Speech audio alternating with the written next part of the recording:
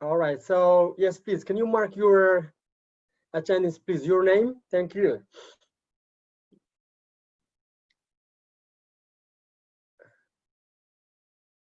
So Iman, Huda, Maryam, Hanan, Wafa, Imad, Aisha, Hussein, Ashraf, Siham, Aida, Hadda, Muhadis. Great.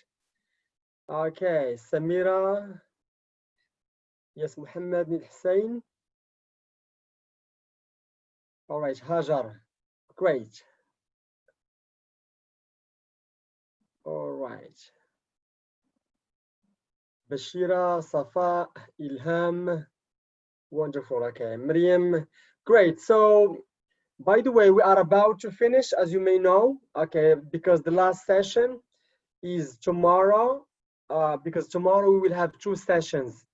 One session from 10 to 11 to 1 p.m. from 10 a.m. to 1 p.m. Okay. It will be about discipline problems, troublemakers, issues in the classroom. And in the afternoon, from 5 to 6:30, we will have another session about professional development and the global job market. And we will have a guest speaker who has been, has been teaching in China for more than 3 or 5, I guess, 4 or 5 years. He will share with you his experience about teaching abroad, because today most teachers would like to teach either in Vietnam or China or Japan or South Korea. I mean, in Asia, in general. Okay. So he will provide you with the tips of applying for overseas jobs, international teaching positions. Okay.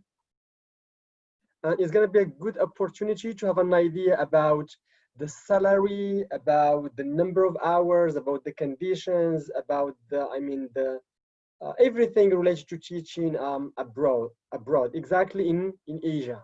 Okay, great.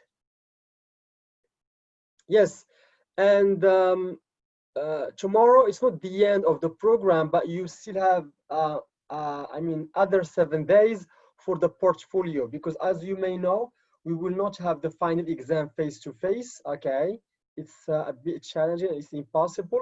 So the final exam will take the form of the portfolio. The portfolio is a collection of work, or a collection of a lot of materials or works, etc. Okay, so which means that from Wednesday you start the final exam, which is writing the portfolio. I'm going to explain. I'm going to give you a sample of the portfolio plus the tips you have to follow. And after 7 days, you have to write at least between 7 to 10 pages, between 7 to 10 pages. Okay. Is it clear so far?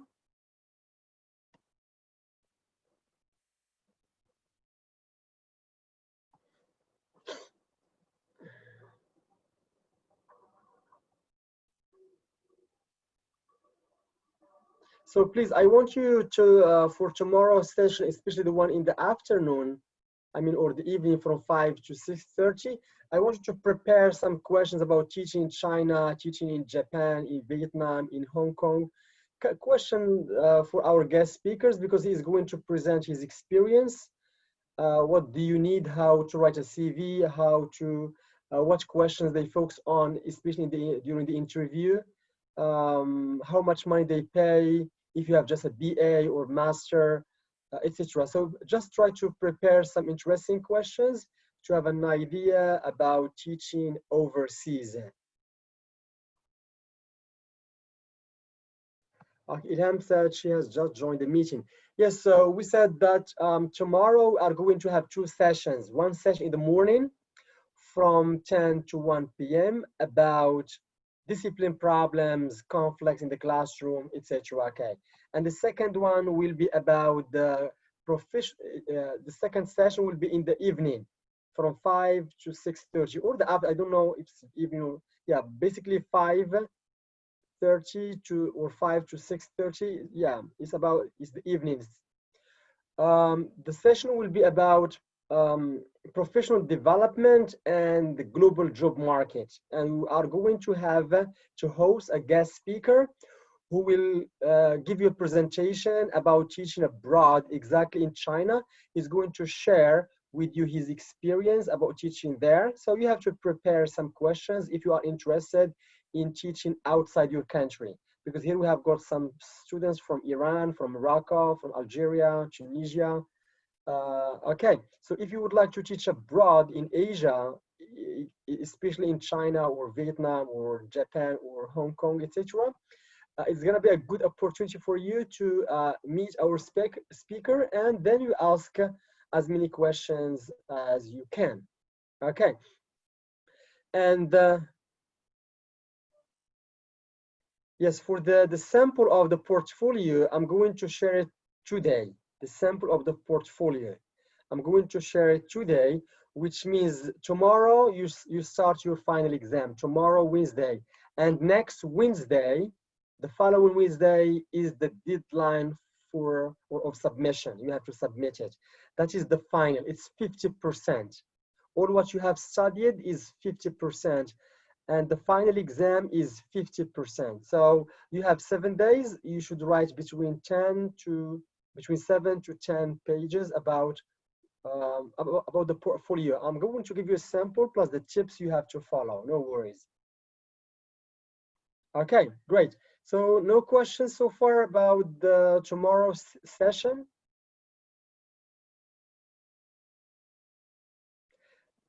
The portfolio is an individual work. The portfolio is an individual work. Here the portfolio means the final exam. The portfolio stands for the final exam. Okay.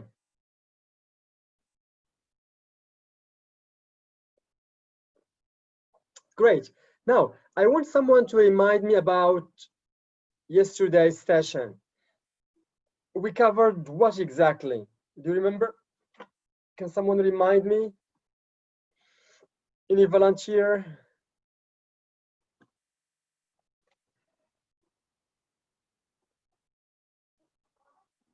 Tax adaptation, Abdurrahim said. Great.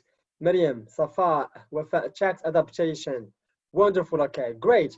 So we talked about textbook adaptation, and we said there are two main important questions. You adapt or you create your own materials. So you have two choices. And we said the best of the best is the two. You adapt it, and sometimes if the lesson in the textbook is not interesting, is not motivating for students, then you can neglect and you bring your own materials. Okay, great. So two choices. Okay. Yeah, what are the principles? Do you remember? Can someone remind me? When adapting the textbook or materials, what are the principles we discussed? Yeah, so Safa said 4 principles. What are they? Personalizing, very good, Miriam. So personalizing, it's number 1. Location 2, individualizing, great. Localizing, we talked about it, okay. Modernizing, good. So what do we mean by personalizing? Can someone elaborate? Remember, personalizing, when you are adapting materials.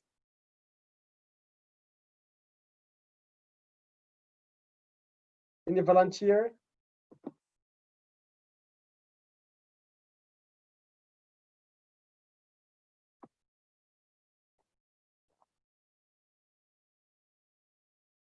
So Huda said, adjust to learning styles.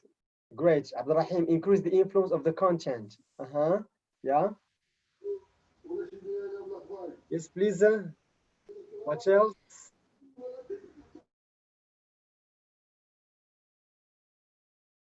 Any volunteer to talk?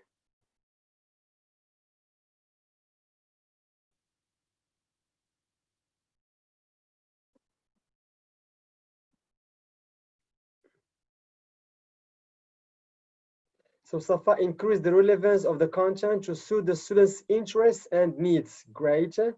So personalizing is you do your best to modify, to change, to delete, to omit, to add, so as to meet the different learning styles, the different learning needs. Personalize. You don't have one person, you have a lot of people in your class with different learning styles. Great. Now, the next one, localizing. About location. Do you remember?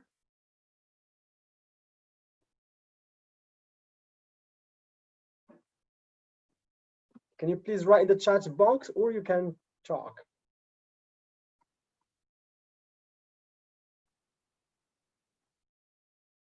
So Aisha said the geography of English language teaching. Great. Bashir, international geography into account. Wonderful. Yusuf, international geography of English language. Great. Sumaya, yeah, taking into account culture. Great. Wonderful. Sumaya, culture. Okay. Interesting. Iman, taking into consideration the area of English teaching. Very interesting again. Yes, Muhammad, adapting according to the source. Yeah, Huda, take into account the international geography. Yeah, here we're talking about, yeah. There was a very interesting situation provided by Hanan about celebrating Christmas with her students. It's very interesting. It's about culture, about religion, okay. And some of you said, some of you agreed, others disagreed. And we come up with something very interesting is that you can, I mean, involve the administration when you are doing a project or preparing for a project with your learners. And if it's gonna create some issues, you can also integrate or involve parents. And the best is to compare between two cultures and I mean two religions, etc. Okay, but however, I mean the objective at the end is to help your learners to believe in differences, to believe in accepting others. This is your purpose behind talking about celebrations or celebrating celebrations. Safa said yes, taking into account the international geography, cultural background. Great, good. Modernizing, modern. Yeah, what do you think? Yes, please. Any volunteer? Abdulrahim said update current English usage. Great. So Muhadis want to say something. Yes, please use the mic, Muhadis. Hello, everyone. Hello. Sorry for my voice first. Yeah, no problem. Modernizing, I think it's something when we should consider the familiarity of the content and the usage of the English and kind of match it, those aspects with the students' learning styles and their understanding of them. All right, thank you. Yes. And do not, and also, sorry, and also we should consider as if the content of the teaching is outdated or not. If it is outdated, we should kind of replace it, delete it, kind of adapt it. We should use some other approaches in order to adapt the coursebook for them. Wonderful. Okay. Yes, thank you. And here Aisha said familiarity with aspects. Iman, update the content. Maryam, the materials should suit the current English usage. Great. Muhammad, adapt the materials and the content to suit the modern world. Great. Now, modernizing is that sometimes you may have outdated books, old books, but you are teaching teenagers, you are teaching kids, you are teaching junior students, okay? So it's your job as a teacher to adapt it to suit the needs of your learners because you are teaching young learners and you have to include, okay, something new, the things that is, I mean, around them, okay? For example, WhatsApp, Twitter, Instagram, okay? Pictures, videos, you can use them to suit their needs. This is what we call, what we name by modernizing. Adapting the textbook, okay, adding something new, something interesting for your learners because maybe the content is outdated, maybe the content is boring because it's old, okay? Great. What is the aspect number 4, the principle number 4? So we talked about personalizing, localizing, modernizing, and number 4 is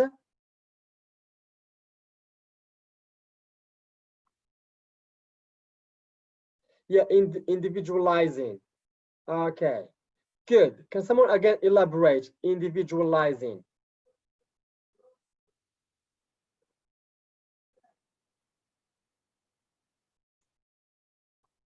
Yeah, you can write in the chat box. And again, it's the same. Yeah, you are teaching different learning styles, I guess. Yes, please.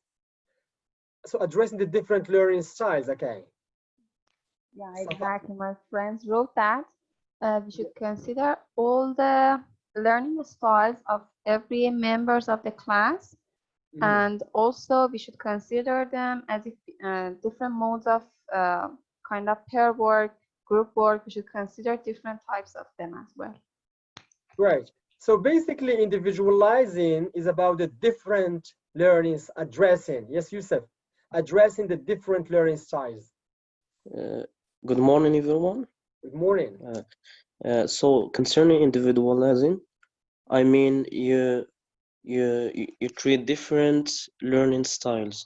You treat students as individuals. Everyone has got a special needs. So you meet the textbook according to the different learning styles of the students. Wonderful. Thank Thank you. you so. Yes, thank you. Okay, so yeah, basically Mustafa said here, addressing needs and wants of students. Miriam individualized the learning experience through a variety of activities. Great. Okay, so this is what we talked about last time, and we practice adapting a reading lesson for slow learners, and we use some techniques to facilitate the learning process, such as providing them with pictures, VA, or multiple choice answers or simple instructions, etc. Okay. So now, what do you think? I guess that's enough about yesterday's session. Now, what do you think today's lesson or today's session will be about? What exactly? Some guesses. Can you guess right in the chat box? Today's session will be about assessment. Zara had the assessment. Okay, Muadid assessment. Ashraf assessment. Sumaya assessment. Maryam assessment.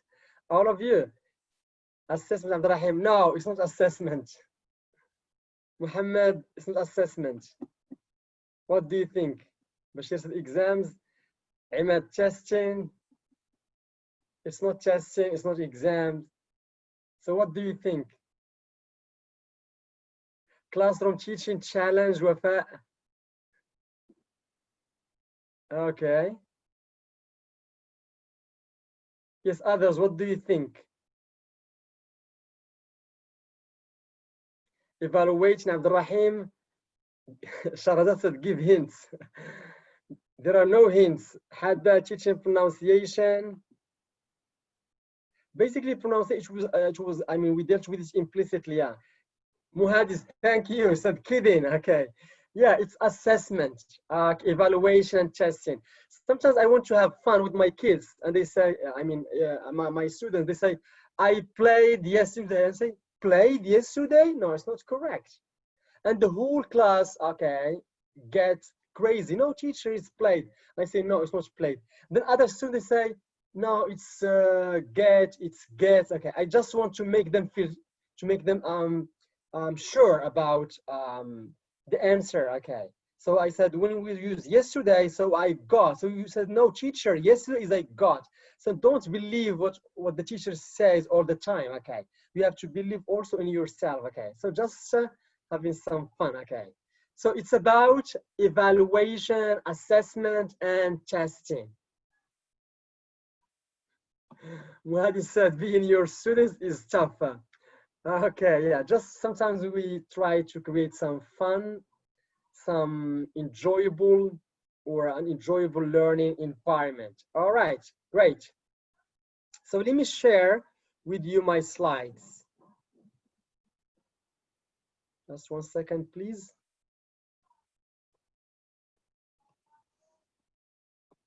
Okay. So do you see my screen? Yes, please.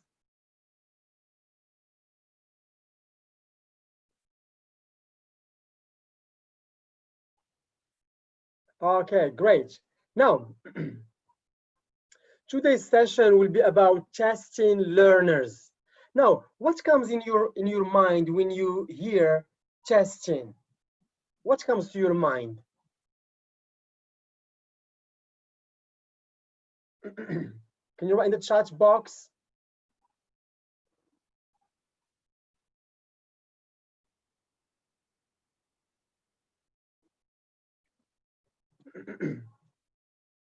So Yasin said exams, Safa exams, Hussein Ashraf marks, Hussein exams, Iman evaluate, Siham bad notes, okay, Muhad is evaluation, yeah, Rashid evaluation, Wafa assignments, good, Samir evaluation and judging students' work, great, Huda evaluating, Ashraf passing, failing, good, Mustafa formal and informed assessment, excellent, Shahrazad marks, great, grid, Iman, Sumaya, measure and judge learners. Abdurrahim, stress while waiting for the, yeah.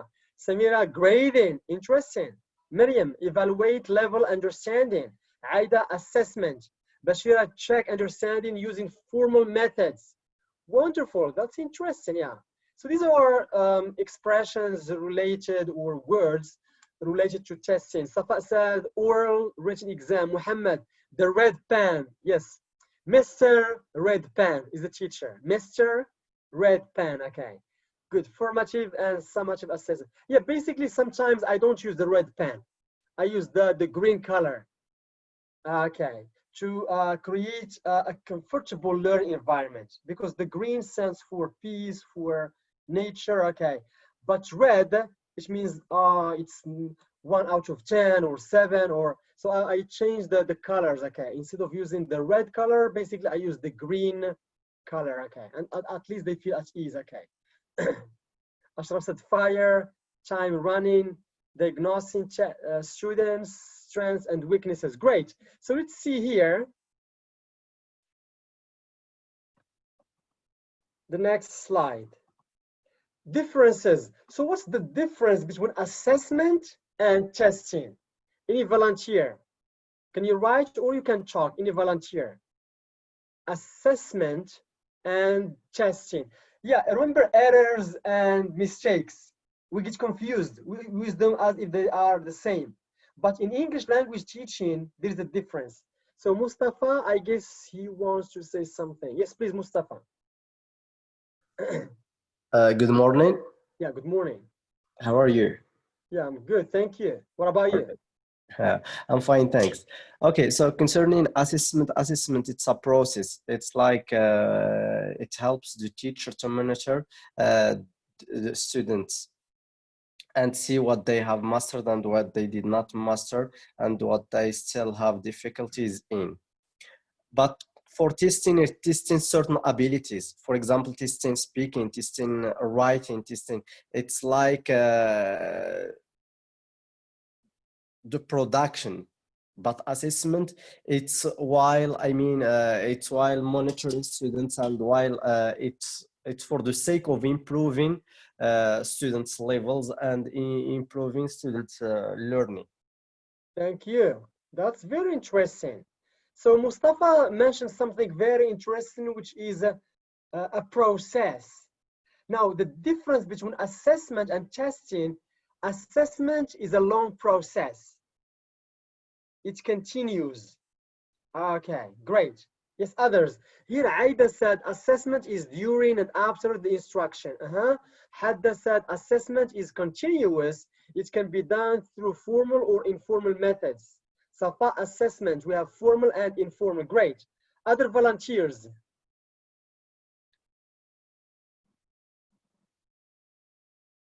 We can also talk about performance and knowledge. Assessment is what performance. And testing about knowledge. Testing reading, testing speaking, testing, okay, something like that, okay. Assessment is a long process, is a continuous process. Imad said formality and informality. Wonderful, good. Yes. Shahzad said competence and performance. Wonderful. Okay. Yes. Any other volunteers to elaborate more? So assessment is like your friend all the time with you. Okay. It's a long process. Good. So let's see here. I want someone to read about testing. Anyone to read the definition? Any volunteer? Some, I guess, yes, Yassine.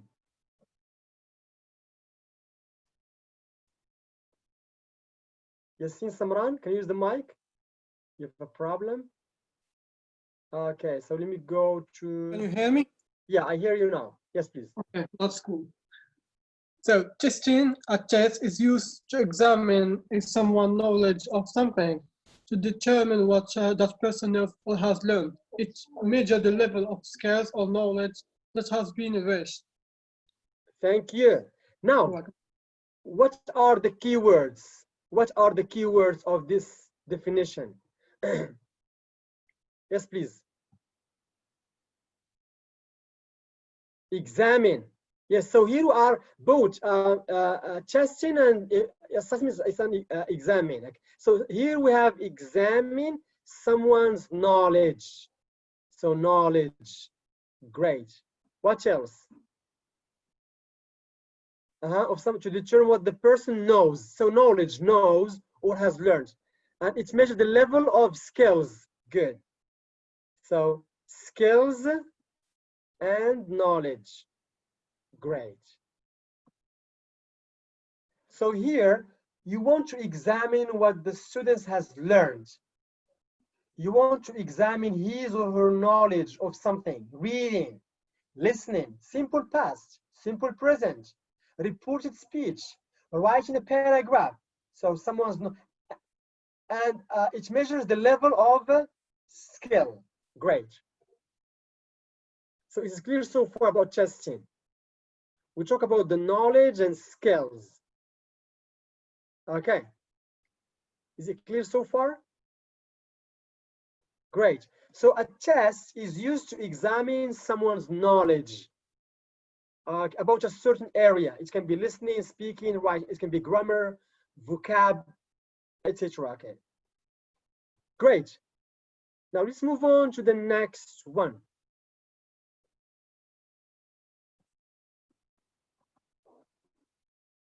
Yeah, a volunteer again to read about assessment. Some definitions of assessment. Any volunteer, please? Okay, Huda, yes, use the mic. Bashman defines assessment as the purposeful, systematic, and ongoing collection of information as evidence for use in making judgment about students' performance. Brown defines assessment as many acts of interpreting information about students' performance. Thank you. Good. Now the same question. What are the keywords here? Can you write in the chat box? So, Muhadi said purposeful. Yeah, there is a purpose. Okay. Systematic. Yeah, I would opt for this one. So, systematic. Great.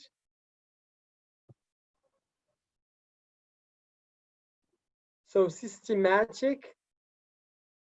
And here, ongoing. Okay, it takes time. Continuous. Collection of information. So collection of information as evidence for use in making judgment. So making judgment about students, this is the most important one. students' performance. Testing is about students' knowledge, students' skills. Assessment is systematic. It's like your best friend. Wherever you go with your best friend. Okay. So it's an ongoing process. And here, Brown 2004 defines assessment as an act of interpreting information about students' performance. So it's the same. Okay. Now the difference between the two is assessment is systematic and is an ongoing process, and it measures students' performance. Testing is not systematic. Okay, it's temporary, periodic. It changes from time to time, in the beginning of the school year, in the middle, at the end, okay. And it measures students' knowledge, students' skills. All right, is it clear so far?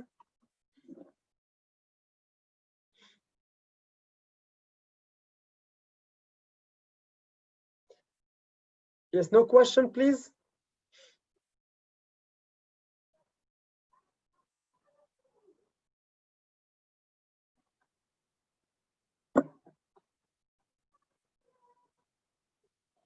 All right, good. So let's move on to the next one. So please try to remember the differences: systematic, ongoing process, knowledge, performance, skills, etc. So let me move to the next slide. And please don't forget to take some notes. Now, let's focus on assessment. And here we have basically two types of assessments. What is the difference between summative and formative assessment? Do you have any idea? So Muhadis want to say something. Yes, Muhadis, please use the mic.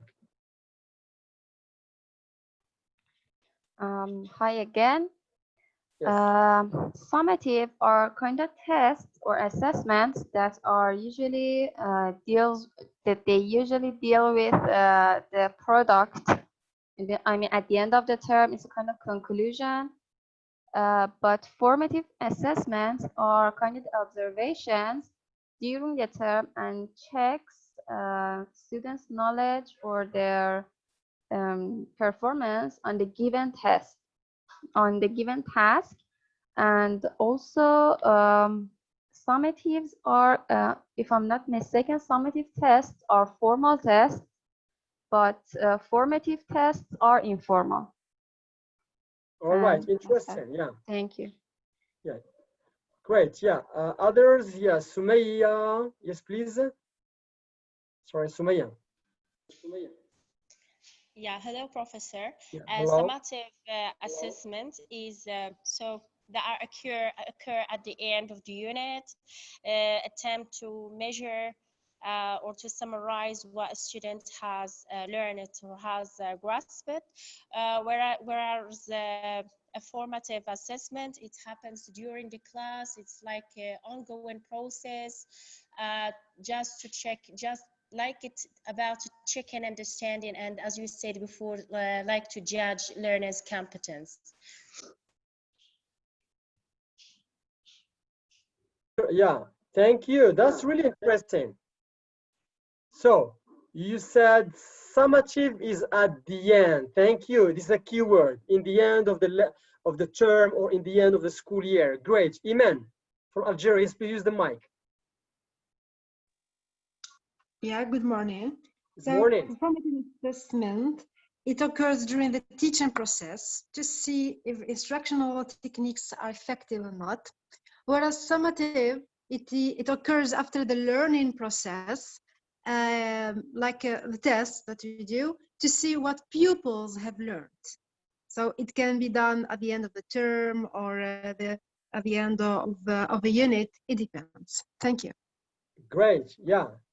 Very interesting. Miriam Shamu, please use the mic. Yes, for summative, It's the formal type of assessment, and it occurs periodically, either at the end of the year or semester or a unit or two. But for formative, the purpose is not to assign grades to students, but to receive data about them. Okay, thanks. Yeah, the same idea is wonderful about summative and formative. Yes, Mustafa. Okay. Okay, it's also formative assessment. Also, it's a process which helps teachers to draw in progress a connection between their delivered task and students' acquired one. That is to say that it's like the teacher seen in the corner and seeing to what extent his students acquired the tasks he gave or he delivered. For summative, as my friend said, it's at the end. It's when we judge the overall performance of the student, like final exams, every 2 units or 3 units or anything. And here there is, I saw a picture on Facebook. It has to do, it explains what does formative and summative assessment means. You know, it's like there is coffee and they said when the chef tastes the coffee or the chef tastes the soup is formative, and summative is when the guests taste the soup, which means that is to say that it's the final production. That's interesting. Yeah. I really like the idea of when you finish in the first, the second unit, then there is an exam or in the midterm or at the end. This is summative. Thank you. Yes, Huda. Yes, for summative assessment, it happens at the end of the semester or at the end of the unit, while formative assessment is it occurs during instructions, and it is continuous and provides descriptive feedback. As for summative assessment, it provides evaluative feedback, and it is about informing the teacher of the students' achievements, and it's about assigning grades and its product. And for example, we can say that the examples of summative assessments are quizzes, exams, term papers, or homework.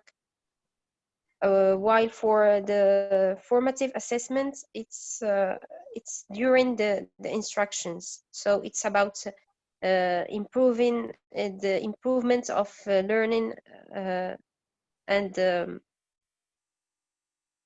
this Yeah. is it. Thank you. Interesting ideas. Great. The last one, Yusuf. Concerning this, the summative assessment, it deals with where it occurs at the end of the units, at the end of the year. It's concerned about the ability to judge the student's performance. And this the formative assessment is when the teacher make some tests to know the abilities of students and to adopt a certain method to meet the needs of the learners. It's periodically. Wonderful. Yeah, very interesting ideas you all mentioned. Thank you. Now let's see here. Okay, just 1 second, please. All right. So summative assessment or assessments. Any volunteer to read, please? Summative assessments. Okay, so here we have Shamu. Yes, please. Summative assessment. Summative assessment is often described as assessment of learning, where the goal is to evaluate students' learning at the end of a particular period of study. Example, the end of a project or school year. This kind of assessment is used to determine what students have learned and thus report on their progress. Thank you. So here there is something very interesting. It's about the preposition. Here we have of assessment of learning, where the goal is to evaluate students at the end. So here we have the end. It means when you finish a certain course or when you finish some units, okay. So of a particular period of study, like the end of project or school year. Summative, summary. Basically the summary takes place in the end or at the end of the and this kind of assessment is used to determine what students have learned and thus report on their progress, their performance. Okay, great. So this is summative. At the end, for example, in Morocco, if we talk about the national exam, the final exam, is it summative or formative? What do you think? The Moroccan national exam. Yes, it's summative. Very good, summative. Because it takes place at the end when we completed the program, when we completed the course. This is just one example. Okay. And here we have the end of a particular period of study. When we talk about period of study, it can be after 1 month, it can be the end of the term, the end of the first semester, second semester, or the end of the school year. This is what we mean by period of study. Okay, great. So let's see the next one.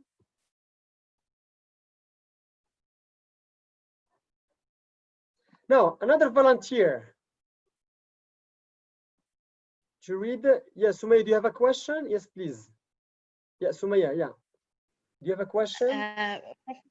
Professor, can we consider the summative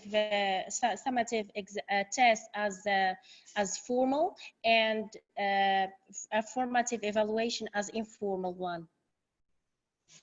You mean summative test as formal? Yeah. Yes. And informal as a formative assessment.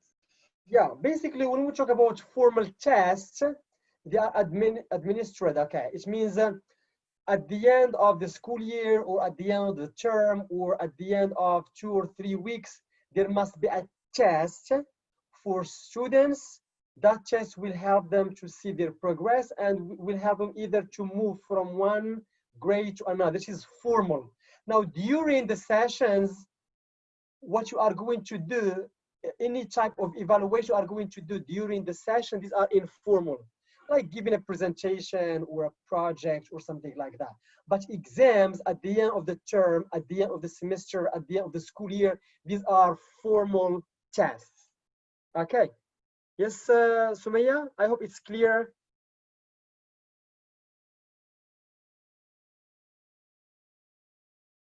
Thank you. Good. Now, Mehdi, can you please read the formative assessments? Good morning. Yeah, good morning. Okay. Formative assessments. Formative assessments are used not as a final evaluation, but as a part of an ongoing process of assessment. The goal is to monitor students' learning and provide feedback that can be used by teachers and students to improve their learning. It is characterized, therefore, as assessment for learning. This can help teachers and students to identify their strengths and areas of improvements. Great, thank you. Now the same question. Look here at the preposition. So remember, summative assessment is assessment of learning. But formative assessment is assessment, it's very important, this one, is assessment for learning. So we have of learning and for learning. Good. Now, what are the keywords?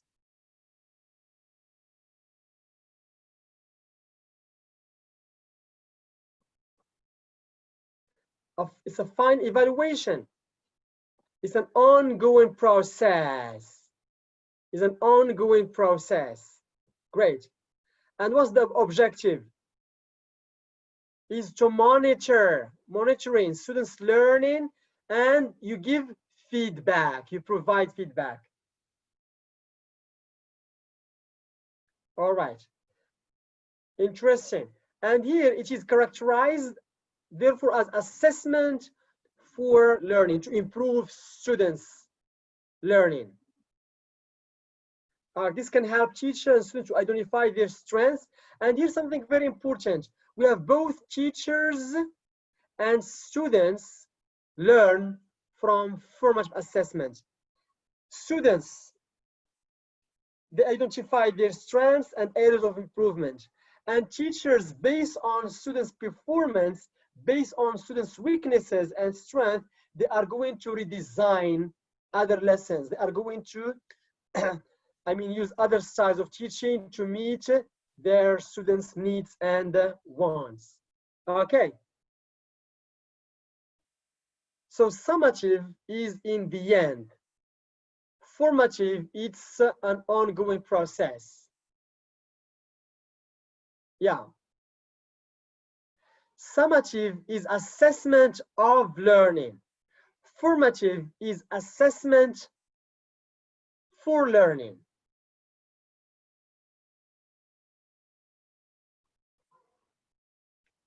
Bashira said, can a quiz be considered as a formative or assessment? Yes, Bashira, I'm not going to answer this question because the coming slides we will deal with the types of summative or formative assessments. Okay. So no questions so far, please, about formative. Yeah, Muhammad, yes, please use the mic. Assalamu alaikum. Salam. So you said the difference between assessment and testing is that assessment it evaluates the performance and the testing evaluates the knowledge. But here, if we're talking about summative assessment, it evaluates the learnings of it's an assessment of learning. So I think it's like the test. So, sir, what's the difference between summative assessment and testing? Thank you, sir. Yeah, it's a very interesting question. Yeah, and here when we talk about assessment or testing or formative or summative, they are very confusing and somehow they are the same somehow. And here when we talk about testing is about a particular area of the lesson. I give you an example. Now you finished teaching simple past and teaching simple present. Okay, we talk about grammar. So here, testing their knowledge and their skills about tenses and about present form and about the past form. This is the testing. Now, when we talk about assessment, it takes place every time. It's like your best friend. Every session, there is assessment. You assess how students pronounce words, you assess students' motivation, you assess students how they improve themselves quickly or not, which means that assessment is taking place all the time. It's a long process. But testing is, it takes from time to time. It depends. And here, the best example is in Moroccan education system. The Minister of Education, sometimes they tell you the dates of the first exam, the dates of the second exam, the dates of the third exam. So this is testing. But assessment is you. No one can interfere. No one can tell you what you do or what you should not, what you should do or what you should not do. And however, both are very important to evaluate students' performance, students' knowledge, because we have got two different points of views. Some teachers, they say, no, we should use only the tests. If the students gets 20 out of 20, I should give him 20 out of 20. Other teachers, they say, no, I have to take into account students' participation, students' attendance, students' motivation, etc. So if the students does not get a good mark in the exam, I am the boss because I observe his or her performance. All the time he comes to my classes, all the time he participates. But during the exam, Maybe he or she had a family problem. Maybe he was sick.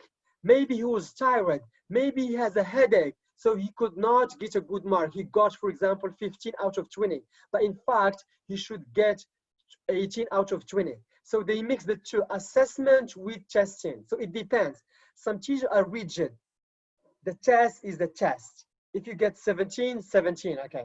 Other teachers, they take into account their monitoring, their observation on that. You see, so it depends. But my best piece of advice, tests. Never, ever give you a real picture, a real image about students' performance. Never. They can give you 70% or 20% or 50%. But assessment, when you add assessment and testing, then you can get a global picture about students' performance. And this is what I do believe in, both assessment and testing. Okay. I hope my explanation was a bit clear. Great. So let's move on. Yeah, let's move on to the next. Yeah, Hanan, I guess, has got a question. Yes, Hanan, please. Good morning, sir. Yeah, good morning. Can we say that assessment deals with everything that with everything that takes place in the classroom, and testing just deal with one aspect of language? Yes. Yeah, we can consider that. So testing about a particular area. Okay. But assessment is about everything. However, we can consider testing part of assessment. We can consider testing part of assessment. And evaluation is the umbrella term. Evaluation is the umbrella term. Okay. So assessment is general. Okay, covering everything. Okay. But testing one particular area of the lesson or of the unit or of the term or of the whole school year.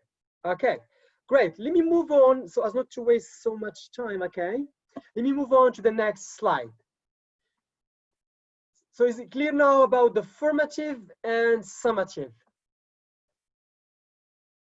Okay, great. Now here, what is the importance of assessment for learning in teaching, in language teaching? So the goal of assessment for learning is improvement. So the goal is improvement. Okay. To improve students' performance.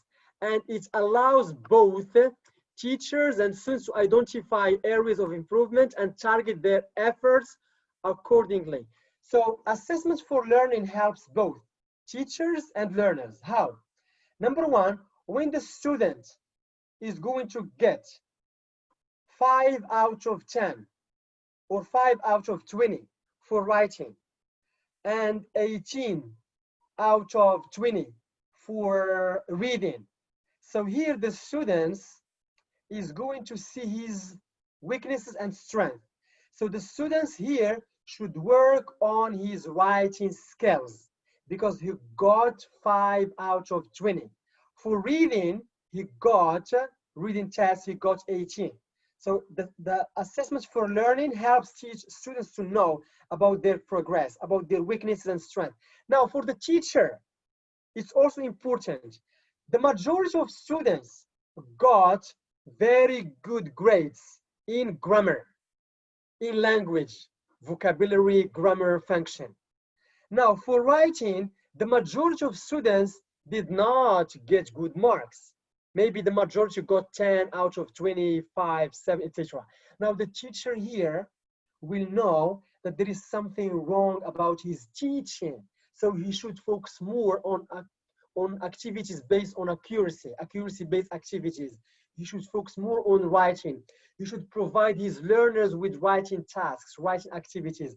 This is what we call assessment for learning. So it allows both teachers and students to identify areas for improvement. Okay.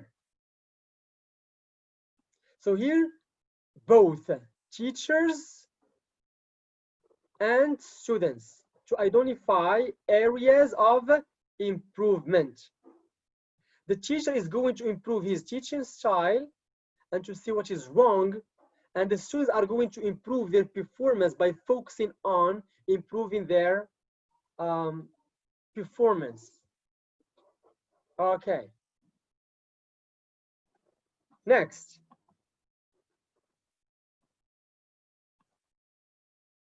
Now, assessment of learning or assessment for learning. Bashira, this is your question. Do we consider quizzes as summative or formative? Okay. Now, assessment of learning. Is it summative or formative? Assessment of learning. Can you write in the chat box? Summative, Maryam, summative, Bashira, summative, Maryam. Okay, Yusuf, Hussein, Muhadis, summative. Okay, Safa, summative. Iman said no slides, sir. You don't see the slides? You cannot see? Do you see my screen? Yes, they see. So assessment of learning. So let's go back here. So formative assessment is assessment for learning. And summative assessment is assessment of learning. So here, yeah, I guess Shahrazad wanna say something. Yes, please, Shahrazad. Use the mic. Good morning. Good morning. Good morning, sir. I got confused between summative assessment and testing. You said summative assessment is about everything it happens at the end of a semester or unit, and testing is the same. So I got confused between. Yeah, is a part of it. It's part of testing is part of summative assessment, because we said assessment, it's like a big term, okay? And in assessment, we can talk also about test and the type of the test. You see what I mean? Okay. Just terminology, other terms you can use, okay, like synonyms, okay. You see what I mean? Yes, thank you. Yeah. Great. So now let's see here. Look at the assessment practices below. Are they examples of assessment of learning or assessment for learning? Now, state or national exam. Let's start with number 1. State or national exam. What do you think?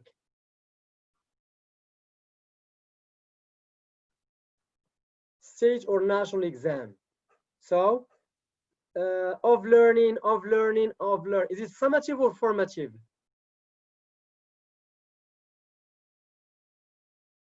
Good. Is it a test or an assessment?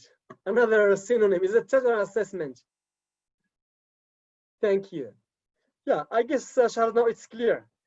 Good. So this is okay. So it is summative. Let's write S. Okay. We can also consider it as a test. So T, test.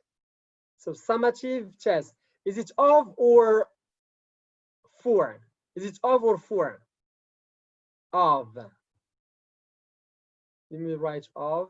I hope I'm gonna write it well. Oh my God. Okay, good. So it's of learning, it's summative, it's a summary at the end, it's a test.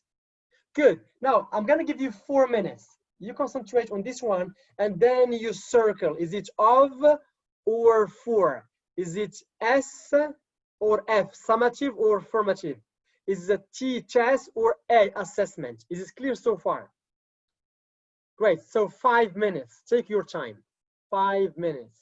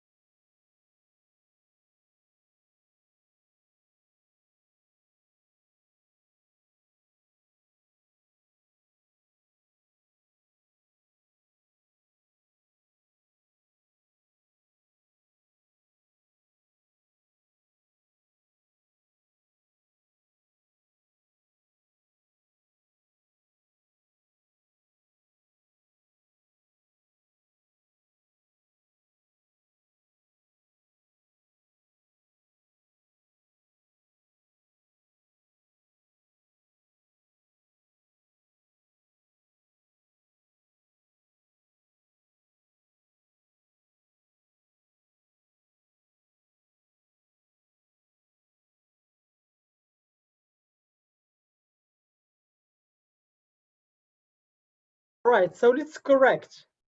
So what do you think? Any volunteer in class quiz and sorry, a question and answers. Yeah, Mustafa, you want to say something? Yes, please use the mic. Yes. Okay, concerning the second one, which is end of chapter test, it's of learning and it's a test and it's summative. Great. So let's write it here. Okay, just 1 second. So you said it's of. Yes, and it's a test. It's a let's say summative, yeah, summative, Yes, and summative it's test a test of Great. learning. Of learning. Wonderful. Thank you. Yeah, it's the end of chapter test. Great. Another volunteer, please. Yeah. Others? Yeah, Muhammad, use the mic, please.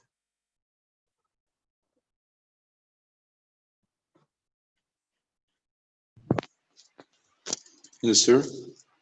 Yeah. In class Q and A, it is for learning, and it is formative, and it is assessment. So let's see. Can you repeat again, please? Okay, sir. It is for learning. Yeah, it's for learning. Wonderful. Yeah. Okay. So for, which means it is a assessment. Yes. For learning. Assessment. It's and a. And formative. Formative. Wonderful. Okay. Great. Next, another volunteer. Yes, Safa. Use the mic, please. Can you hear me? Yes. Peer assessment is formative. It's an assessment for learning. So it is formative. It is for learning or of learning? It's for. Great. So for it's learning. for learning.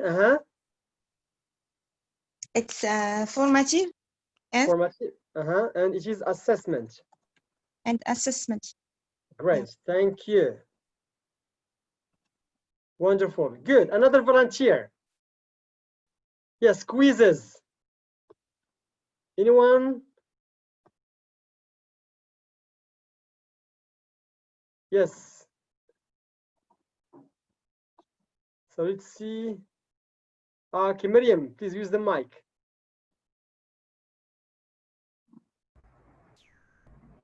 Yes, quizzes are the assessment of learning. So of learning, yes. Yes, summative. Summative. And it is a test. Test. Thank you. Yeah, it's a test at the end of 2 units or at the end of 2 lessons, etc. Good. Next, Huda. Self-assessment, it's for learning, and it's assessment, and it's formative. So let's repeat again. It's for learning. For learning. Yeah, it's for learning. Formative. Formative. F. Assessment. Yeah, it's assessment and it's formative. Wonderful. Thank you. The last one. Yes, the last one is Sharazad. Yes, please use the mic. The last one, it's for learning. Yeah, it's for learning. And formative assessment. All right, great. So for learning. And it's formative assessment. Yes, formative assessment. Okay. Thank you.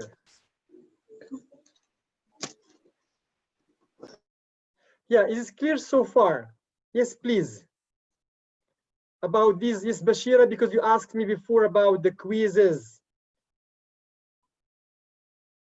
Okay.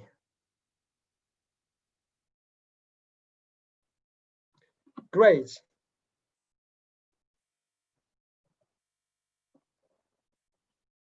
All right, so these are some examples of assessment of or assessment for learning. It's the same like testing and assessment in general. Okay, great. So let's move on to the next slide. Any comments so far? Any question?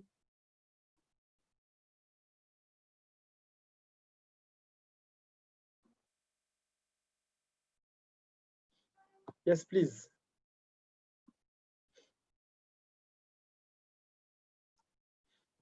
Okay, no question, no comments. So let's move on to the next. Yes, Hanan. Use the mic, please. Sir, I get confused concerning quizzes. Quiz, I think it's formative, not summative assessment. Okay, quizzes, good. Yeah, so what do you think? I mean, for the rest of the, what do you think about quizzes? Okay. So the quiz here we said of learning. Is it? Okay. So Sumaya said we use quiz during the class. Great. Okay, great. Now, when you use the quiz, yeah, when you use the quiz as a way of assessment to, to test students' performance, so it is formative. Okay. Now, when you use the quizzes, for example, use quiz number 1, quiz number 2, quiz number 3 during the lesson or during the course. Okay. So this is it's not part of testing. It's not a test, but it is assessment. Okay. And here we have to make a difference or a distinction between assessment and testing. Testing is at the end of the, at the end of the unit, 2 units, or at the end of the term, or at the end of the school year. Great. So some teachers may use quizzes at the end of each 2 units. So at the end of each 2 units, then they can use a quiz. Other teachers, they may use the quiz after just 1 unit or after just completing 1 lesson. You see, and here something very important about testing. You are the boss in your class. You are the boss in your class. You can use 1 quiz, 2 quizzes, 3 quizzes. It depends on your way of teaching and your teaching styles. And it depends on the learner's objectives. But here, something very important. The drawback of exams or tests is when you test more than you teach. This is the drawback. When you test more than what you teach. So we don't test a lot, we teach a lot. Then we test. And based on the test and the exams, we can have an idea about our learners' performance. Here, I would go for here quizzes. I would go, here, the quiz, if it is taking place during the lesson or during the session or during the course, so it is not of learning, but it is for learning. And it is not summative, but it is formative. And it is not a test, but it is assessment. But if you use the quiz, okay, the quiz at the end of 2 or 3 units, we can consider it as a test also. Because there are some quizzes, they may take 30 minutes. They may take 30 minutes. But here, just to clarify something very important, we can agree that quizzes are an ongoing process. It's an ongoing process to collect information about students' performance. And test is at the end of each term, at the end of the school year. Okay, you see what I mean?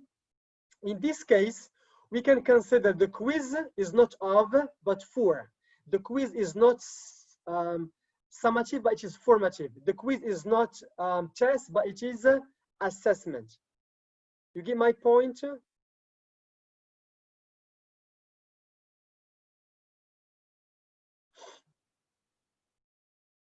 Okay. Yes, some teachers, by the way, testing is very complicated area of teaching. And as I told you, some teachers, they heavily depend on exams. They don't care about participation. They don't care about project work. They don't care about group work. They don't care about being motivated in the class, but the test is the test. Other teachers, they are flexible. Okay. They opt for humanistic approach. Okay. Because I'm the boss. I know my learners very well. I monitor them every single day. I see their performance. Okay. And they concentrate heavily, and they are based their grades on assessment more than testing. However, other teachers, they say no, test is number one. Okay. And there are many arguments behind that. And even in Morocco, there is a big problem. And here, this question is addressed to Moroccan trainees. In Morocco, when we talk about the national exam, and my question, the national exam consists of 3 parts. And maybe the case is in Algeria and Iran and in Tunisia and also in Argentina. Okay. The national exam, which is the final exam at the end of the school year. Number one, it's 50%. It's 50. Can you imagine? You study from September to June or July to June, okay? It's just 50%. And the final exam is 50%. Number one. For me, it's unfair. Okay. Number two, we teach our learners speaking, communication. But in the final exam, there is no speaking. And remember, some students are good at speaking while they are not good at writing, and vice versa. But the final exam is based on writing. You read and write, language and write, writing and write. Okay, what about speaking? Okay, so this is the problem, which means sometimes it's unfair for students at the end to have the final exam that is based only on writing and not on speaking as well. You see what I mean? Do you agree or not?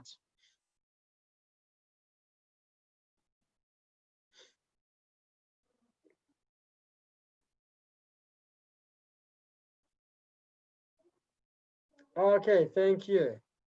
Good. Yeah, it's unfair and it happens many times. Bashira said, sir, what's the best way to evaluate students' level before starting to teach them? Good. Yes, Bashir, I'm not going to answer this question because the coming slides will answer this question. Okay, thank you, Bashir. I'm asking a very interesting question. Now let's go back to this one, to this very important point about quizzes. And I would like, so as to avoid confusion, let's do this one. Okay. And let's write here again. So of, we can write for, because it depends on you as a teacher. It's formative and it's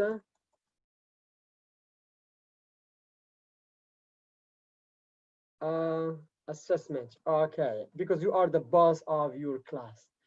Great. Yeah, good, Bashir. You are predicting. Okay, good questions. Okay, thank you. Now let's move on to the next slide.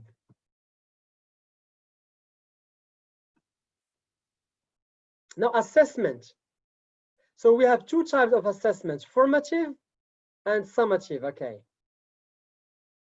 Good. Look here. Formative assessment in class, peer assessment, self-assessment, and quizzes. So we can put it here basically informative. If you want to consider it as summative, an ongoing process, you go for it. But why we consider it here as formative? Because here we have a period. We cannot do it all the time. It's after the end of 2 or 3 units. So the characteristic here, we have a period of time. and detailed comments on a piece of homework. For summative, we can have the national or state test, the national exam, the final exam, or the end of chapter test, or the midterm exam, or the end of the term. Okay. You see now how quizzes are confusing? So quizzes, okay. Basically, they are based here, formative, because there is a period. It means the end of something, the end of 2 or 3 units, the end of 4 units, the end of 4 lessons, the end of 3 scales. Then you give them the quiz. Okay. Next. Now, why? I mean, why we should test students? What are the reasons? Reasons to test learners. So why we should test learners? Can you please write in the chat box, or you discuss? And yes, Bashira, sorry, Sumaya, yes, please. Use the mic. Yeah, Professor, we teach our students in order to see the positive area, and as you said, the improvement area. Great. So the weaknesses and strength. Wonderful. Good. I'm going to give you extra time. Okay. But now it's 11:30, so it's time for the break. But at the same time, if you want, you can think about the reasons to test learners. So after 15 minutes, we come back. Okay. So enjoy your break.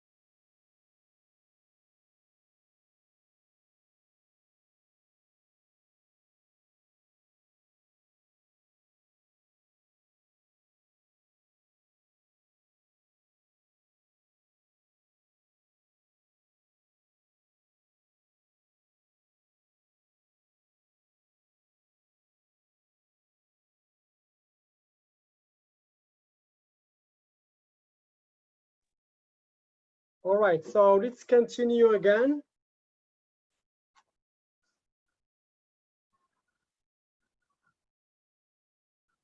So this is the question. Do you see my screen?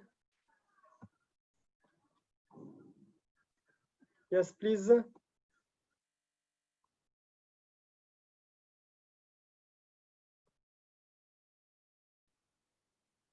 All right, great.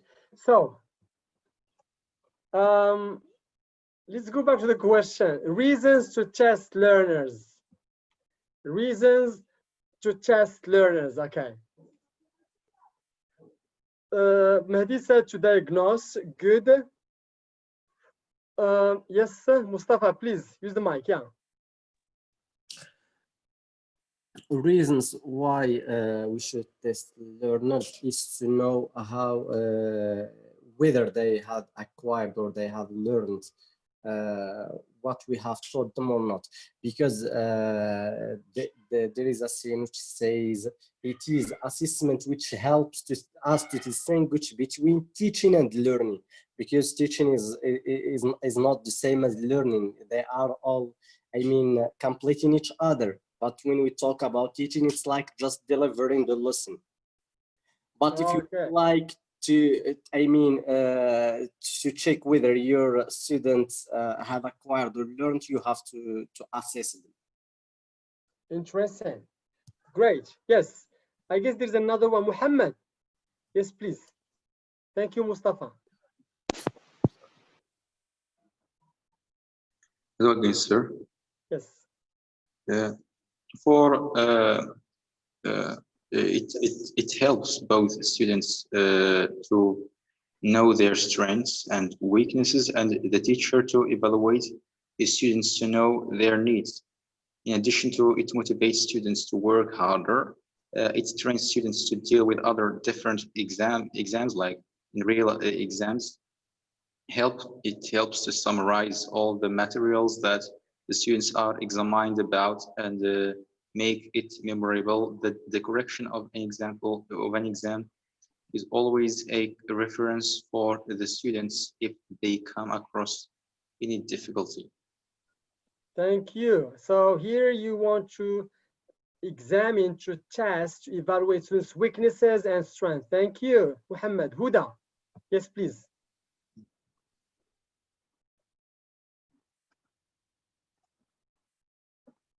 Huda Al-Khiyat, can you please use your mic? Yes, sorry. The first thing is to inform the learners and the teachers about their strength or of their strengths and weaknesses. Also to motivate students to learn and to assess how well the students are, and also to provide a record for assigning the grades. And also it motivates learners to review and consolidate specific material. Great. Very interesting term you used here is a record, to keep a record. Okay. Thank you. That's nice. So here Badia said to evaluate the teaching and learning process. Bashira, testing is a way to diagnose the strengths and weaknesses. Great. Muhadis, modify the curriculum based on students' needs. Great. Yusuf, you want to add something? Hello? Yeah, hello. Concerning why we have to test the learners is to check their performance, how they do, and the learning. Did they learn something in the lesson? And for teacher is to make a diagnostic to evaluate the performance of the students and to check their understanding. Okay, thank you. Very interesting. Yeah, to diagnose again. Thanks, Yusuf. Good. Shahrazad said to evaluate students' performance. So let's see here some reasons. Any volunteer to read these reasons, A, B, C, and D? Any volunteer, please? Okay, Hanan, yes, please. Reasons to test students. A course director is expecting an intake of 200 students. They will all sit a test on the day of the course. B, a teacher has made his first new class. In the next session, he gives the class a short test. C, a teacher has completed the half of the course. She decided to give her class a test. D, class has about to complete the whole course and it is the end of the school year. The teacher decides to give her class a test. Great. So look here, these are some reasons or some reasons to test students. Now your job is to identify what types of tests. Is it situation A, B, C, and D? Okay. What do you think? Just 1 second. I'm going to share again. 1 second, and I'm going to share.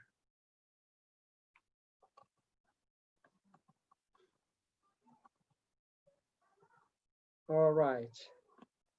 So your job is to read these situations and then you tell me what's the type of the exam or the test is that. So let me share again. Do you see my screen? Yes, please. Great. We can do number 1 all together. So of course the rector is expecting intake of 200 students. So they will all sit a test on the first day. So a test. Here we have a test on the first day of the course. The first, what do we call this test? What do we call it? Any volunteer? Diagnostic. Let's start with number 1. Okay. Admission test, diagnostic test. Okay, great. So some of you said admission. Anyway, I'm not gonna answer. Okay, let me give you 5 minutes. Now you read situation A, B, C, and D and try to identify what are these tests about. Okay, is it clear? Yes, so 5 minutes. Read the situations and you tell me the name or the type of the tests.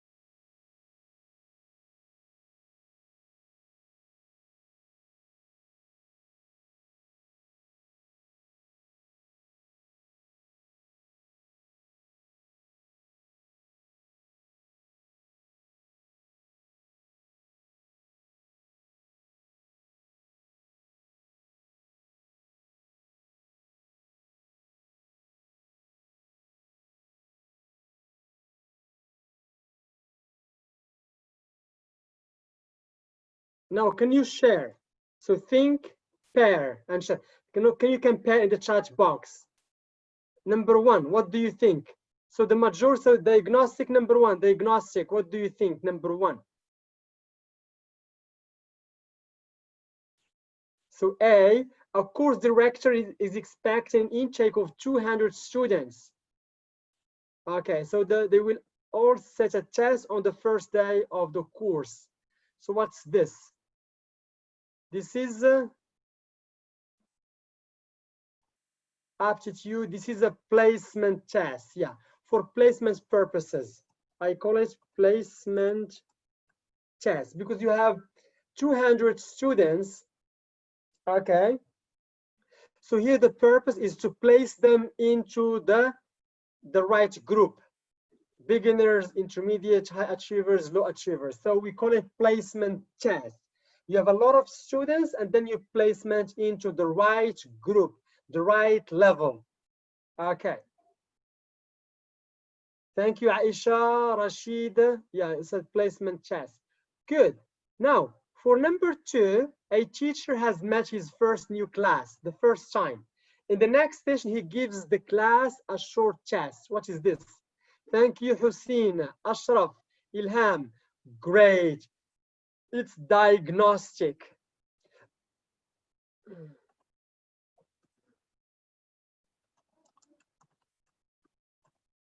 Diagnostic test. Diagnostic. It's a diagnostic test.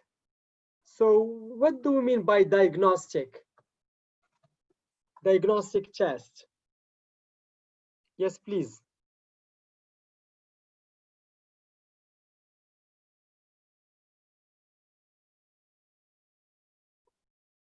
Test level. Okay. Test level. Identify and learn anything about students' grades. Aisha, to measure students' level. Abdurrahim, to see the knowledge. Mehdi, look at the learner's performance. Hadda, test in which we spot the weaknesses and strength. Great, Hadda. Ashraf, assess students' language abilities. Hanan, see the strength and weakness of a learner. Wonderful, Hanan. Mustafa, previous knowledge. Hadda. Yeah, great. So let's see here, Iman. Yes, please, you want to say something, Iman? So for me, the diagnostic assessment, it has to be done in the early beginning of the year before the teaching process. It can be done through a test. Through a test, it means a text with questions, or it can be done through games. It can be done orally, so it has no specific shape. That's it. Okay, thank you. Yes, so here's something very important. Iman said it's in the beginning of the school year. Maybe the first session is about having games, icebreaker activities, getting to know you activities. The teacher knows, the students and students know the teacher, the students know about the program. Okay.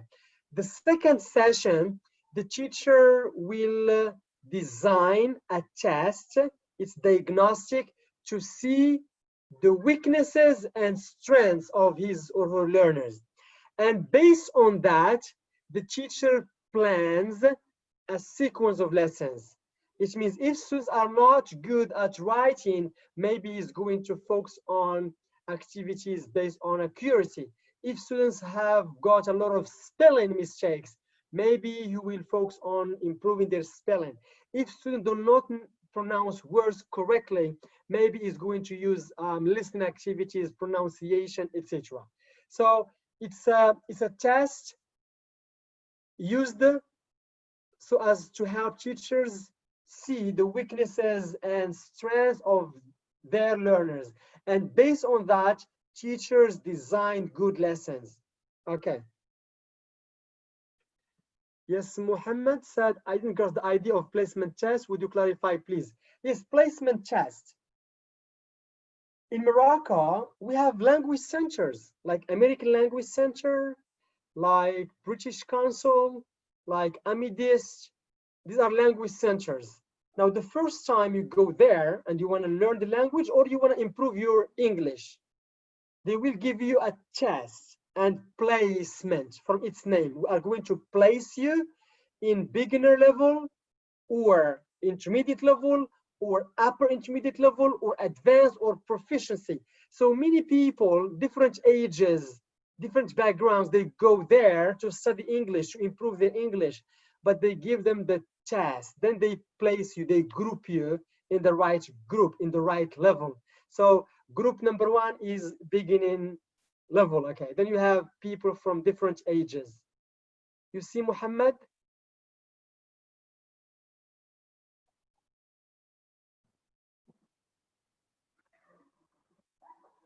Okay, so this is the placement test. Great. Now let's move on to C. A teacher has completed the half of the course. She decides to give her class a test. What is this? What do you think? Any suggestions? Achievement test, achievement, progress. Basically, achievement and progress somehow similar. Okay. Midterms. Okay. Good. So let's call it progress test or achievement test.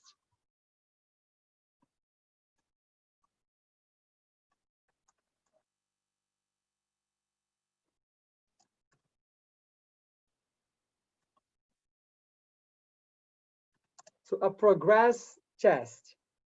Yeah, is to check their progress. Okay. Especially when you cover certain lessons or certain skills, then you design this test, a progress test. The last one, a class has about, a class is about, not has about, is about to complete. There is a, let me see here. Sorry, let me just correct it again. Is about to complete.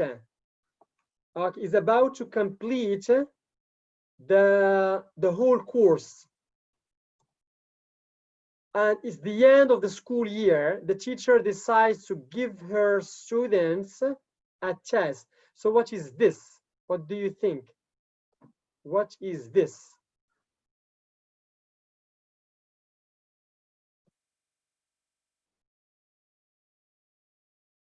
Do you see my screen? Yes, please. Yes or no?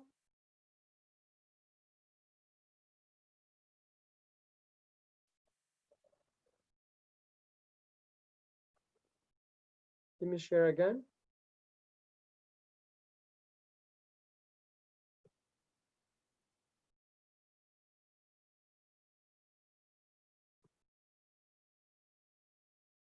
You see now?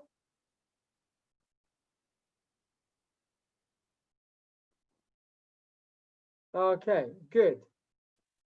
So let's repeat again. So the first one, we said a diagnostic test. That's right, a placement test.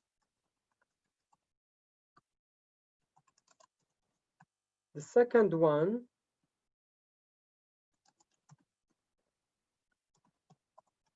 diagnostic test. The third one, a progress. A progress.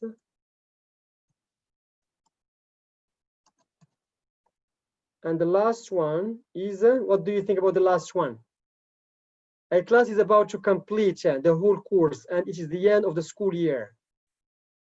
Okay, summative, great. Okay. Yeah, it's summative, but what type of summative assessment? Okay, it's achievement. Okay, achievement and test. Yeah, we will explain. Yeah, so achievement is part of summative, and the progress is part of summative test.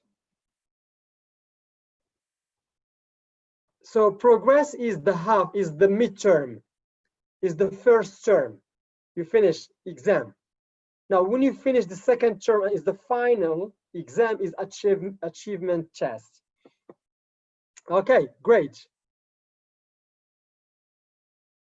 So these are the reasons to place them, to diagnose, to see their weaknesses and strength, to see their progress and their achievements as to move. So achievement test is when you design a test. Okay, based on that, students can move from one level to another, or from one, from one level to the other one. From grade first grade to second grade, etc. Yes, please. Any question so far? Yes, please. Okay, so let's move on to the next one. It's let me share the slides. Let me move to the second one. Let me correct this one first. Okay. So these are the types. The types of tests. So we have placement test, diagnostic test, progress or achievement test, and proficiency tests. Remember, we said placement test is to place students in the right level, and it happens in the beginning, before teaching. Okay. Diagnostic test, can someone clarify? Remember diagnostic test? Yes. Any volunteer to clarify diagnostic test? Do you remember? There is something similar between placement and diagnostic. What are they? What is the similarity between placement and diagnostic test?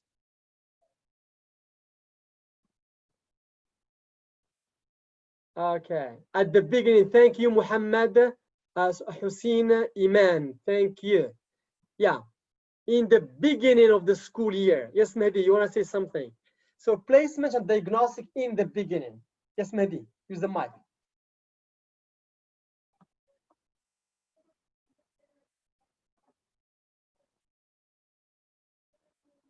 So yeah, there is something wrong with the mic, Mehdi. Okay, anyway. Great. So placement test in the beginning, diagnostic test in the beginning. Placement test to group, to place students into the right level. It can be advanced, beginners, intermediate, elementary, full beginners. And diagnostic. Yeah, Hanan said, sir, do we have just these 4 types? No, there are many, but these are the major types. There are many, but these are the major types. Okay. So placement tests, like in language centers, American Language Center, British Council, Amadeus, etc. Okay. Diagnostic tests at your school, the first time you meet your learners, you set a test to see your learners' weaknesses, your learners' strengths, and based on that, you design a sequence of lessons. Now, progress or achievement, something similar. They have something, they share something in common. It's at the end, at the end. It can be progress test at the end of the term, but achievement at the end of the school year. The midterm exam is progress test. The final, the national exam is the achievement test. Okay, is it clear? The midterm exam is the progress test. The final, the national exam is the achievement test. The end of the first term, yes, is the progress test. Now, proficiency tests. What do we mean by proficiency tests?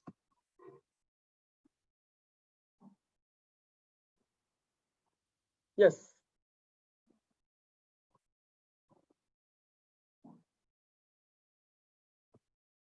Any volunteer? Excellent, Zahra. Ilham. So Zahra said like TOEFL. Ilham, sir. So both placement diagnostics are almost the same. I personally don't see any difference between them. Yes, there is a difference. Okay, yes, Ilham. Now, when you are at school, private school or public school, so you have got the same level. You have got first grade, second grade, third grade. Now, your class is third grade class. Okay, third grade class. You are not going to give them the placement test because they have got they are placed in grade 3, the third grade. you should give them the diagnostic test. They have got the same level, but you want to see their weaknesses. Are they good at writing or speaking, vocab, etc.? This is a diagnostic test. Now, if you want to study English, either the first time or you want to improve your English, you go where? You go to language centers. Language centers. When you go to the language center, number one, you pay the fees for registration. You want to register, but before you pay the fees for registration, they tell you, number one, we should know about your level. We don't know your level. So they give you 100 questions or 50 questions, it depends. And then you check true or false, ABC, ABC, ABC, okay? Then there is writing, and there may be an interview. Based on that, they place you in beginning 1 or beginning 2 or beginning 3, intermediate 1, intermediate 2, intermediate 3, advanced, etc. This is placement test. So there is a difference between the two. The only thing they share in common is they are in the beginning. Before they study, before teaching, before learning, they should get these tests. I hope it's clear, Ilham. Great. So Zara said, can we do the placement test in class of 3rd grade, for example? Okay. No. Because, yes, Zara, because you have got the 3rd grade. If you do the placement test, you mean either you put them up or down, either in grade 4th grade or the 2nd grade. But no way, it's impossible. Because in the public schools and private schools, they have got there's a system. After 1 year, then you can move to grade 3 or grade 4, etc. So it's impossible. As Miriam said, they are already placed. When we say 3rd grade, 4th grade, 5th grade, it means the placement test. Yeah, that is the placement test. It means they are placed already in the right level. But now we want to see what problems they still face. So they moved from 3rd grade to 4th grade. Maybe they have problems with writing or vocab or pronunciation or spelling or listening, etc. This is diagnostic test. Okay, great. Now proficiency test, as Zara said, it's like TOEFL and IELTS, okay, and TOEIC. So TOEFL is for when you want to study in America, you take an admission test. It's for university students. They want to measure your language, your performance in speaking and writing, etc. in English. This is proficiency. It's based for getting a job or getting admitted in an international university. Okay, yeah, as Hanan said, it's about studying abroad.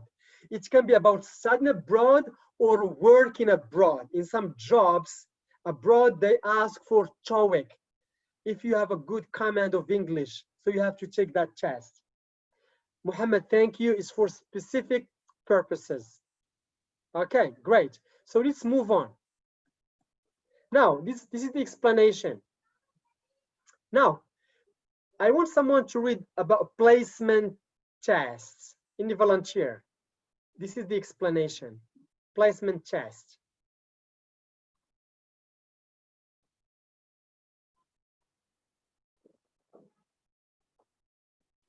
Yes, Ashraf, please use the mic.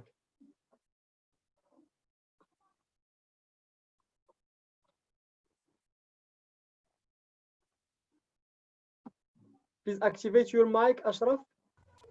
Okay, can you hear me now? Yeah.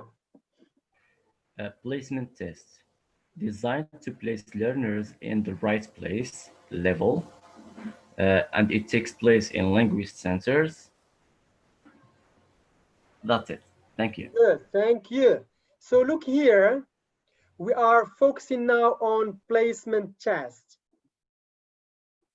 So here the placement test we agreed on is in the beginning and to place, to group, to give the learner, to put him in the right level. An example here is language centers. Okay, language centers, great. Diagnostic test, another volunteer, please. Diagnostic test, Shahrazad, use the mic. Diagnostic tests designed to see the weaknesses and strengths of learners. For example, beginning of the course. Great, and here the keywords, weaknesses and strength. Before you teach, you have to see what they are good at and what they are not good at. Thank you. Next, another volunteer. Yes, please.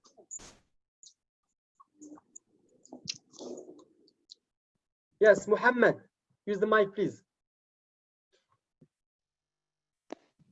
Progress and achievement tests designed to measure the learner's language and skill progress in relation to the syllabus they have been following. Progress test at the end of the unit, achievement test at the end of the school year. Wonderful. So they have, thank you. They have the same purpose. It's at the end, one at the end of the midterm or the unit, but the other is at the end of the school year, at the end of the course. Okay, great. Aisha, the last one, proficiency test. Okay, proficiency test, it's about, it's designed to give a global picture about a learner's knowledge and ability. So it's to be admitted at a foreign university or get a job or certificate. Wonderful, thank you. Now, proficiency for getting a job abroad. They may ask to know about your English. Is it good or not? It depends, English or math or history or engineering, etc. Okay, or for studies abroad, universities. So you need to take the admission test, which is the TOEFL, okay, or IELTS. Is it clear so far about these types? Yes, please. Any questions so far? Comments?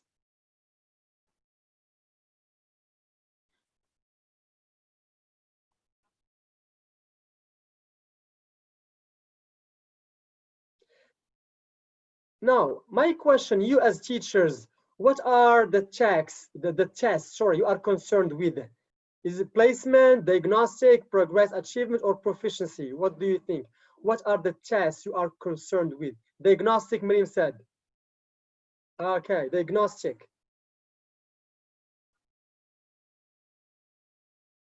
Yes, others, what do you think? Diagnostic and achievement, diagnostic and progress test. Okay.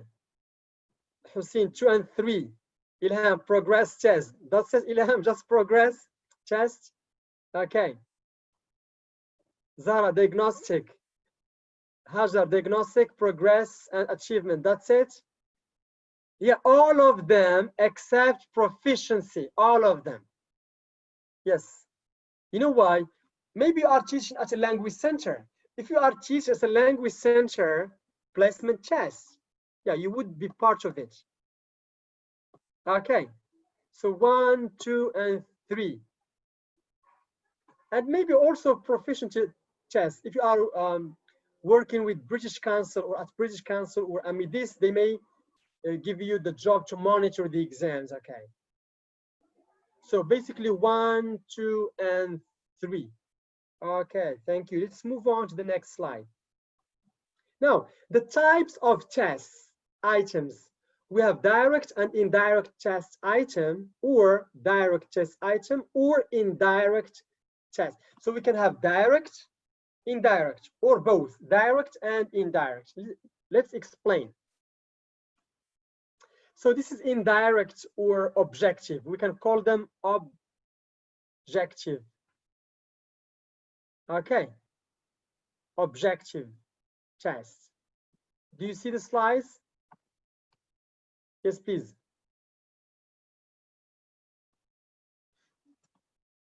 No? Let me see how to, okay.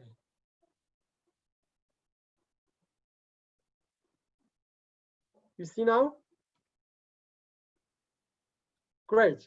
So indirect or objective items of a language chat. Can someone read the difference between the two? Any volunteer about indirect?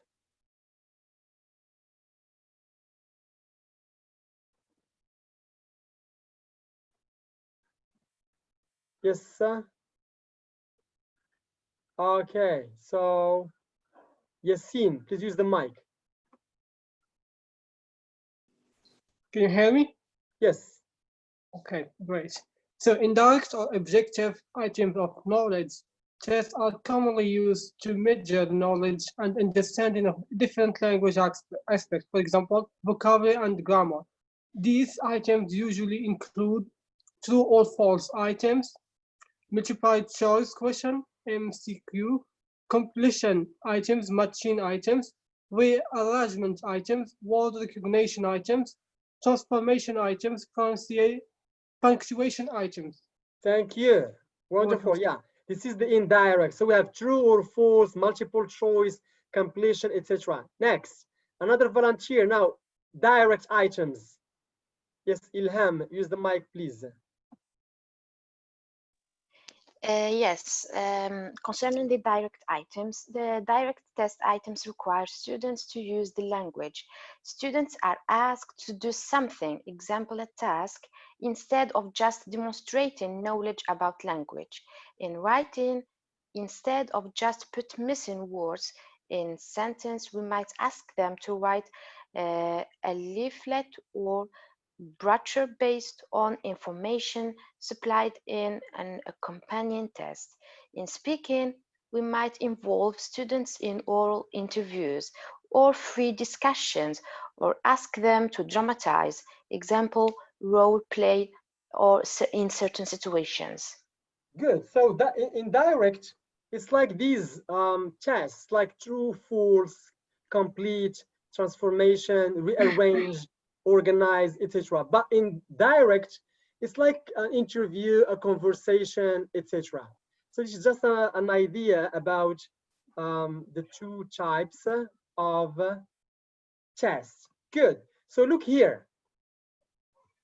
Now, when you are testing reading, what kind of questions? These are just examples. If you are testing reading, you can start with true, false, yes, no questions, multiple choice questions, open comprehension questions like WH, table completion, complete the table. Remember the reading, the jigsaw, Bella, Tom, and Bob. Okay, so a table, what's his name, his age, favorite hobbies, the table. Or choose the title for the chat, etc. Now for listening, again, it's somehow like reading, true, false, yes, no, multiple choice questions, etc. Okay. For grammar, somehow similar, multiple choice. I to school yesterday, so went, go, or is going. So multiple choice, A, B, or C. Sentence, dialogue, completion. You can complete the dialogue. Hello, how are you? The dialogue. You continue, I am fine. Where are you from? From Morocco, okay. I'm 17. So the question is, how old are you? This is dialogue completion, okay. Or error correction. I played tennis yesterday, and you underline play. So they have to correct the error. I played. Or gap filling. For writing, these are some questions you have to ask, okay. It's copying, form filling, sentence, dialogue completion, storytelling, picture. You give them a picture and they have to describe it. Writing essays, emails, etc. For speaking, repeating words, sentences, responding to functions, advice, giving advice, asking for advice, apologizing, asking for apology, okay. Describing pictures, look at the picture and speak with your partner, okay. Giving short presentations, discussions, role plays. Vocab, categorizing, word building, matching, the old one is out, finding or giving synonyms, finding the opposite or the synonym of antonyms, etc. So these are just examples of some items in test. Yeah, any questions or comments? Okay. So as we can move to the next one. Now here, the next one is the characteristics of good tests. Now, if you want to design a good test, you should focus on validity and reliability. I'm going to give you 4 minutes. Think about what do we mean by validity and reliability when we talk about testing. Okay, 4 minutes.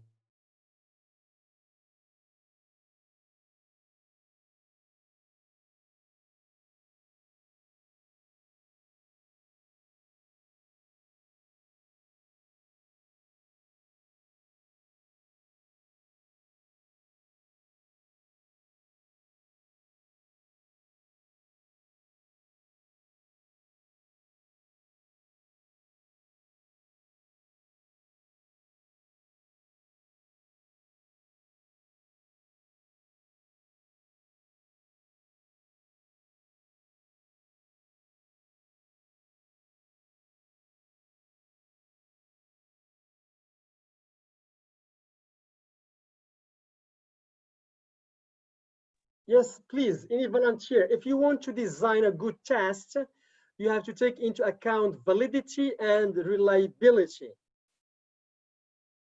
Okay. So Mustafa, yes, please use the mic.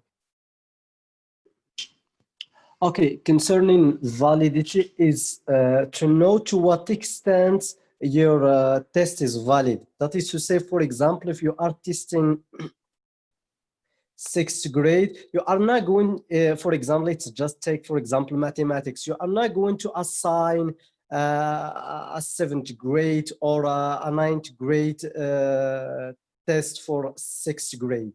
Okay, which means it should be valid and it should be meaningful, and the test should test what it claims. For example, you gave them a test to validate, you assigned a test to assess their speaking.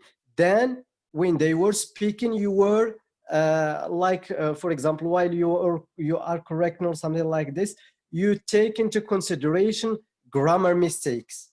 So the test is not valid because you are testing speaking, not writing. All right, interesting. Thank And you. for reliability, it should test delivery to the same student. That is to say, when we deliver the same test to student, they should it should yield the same result, which means we have to get the same result.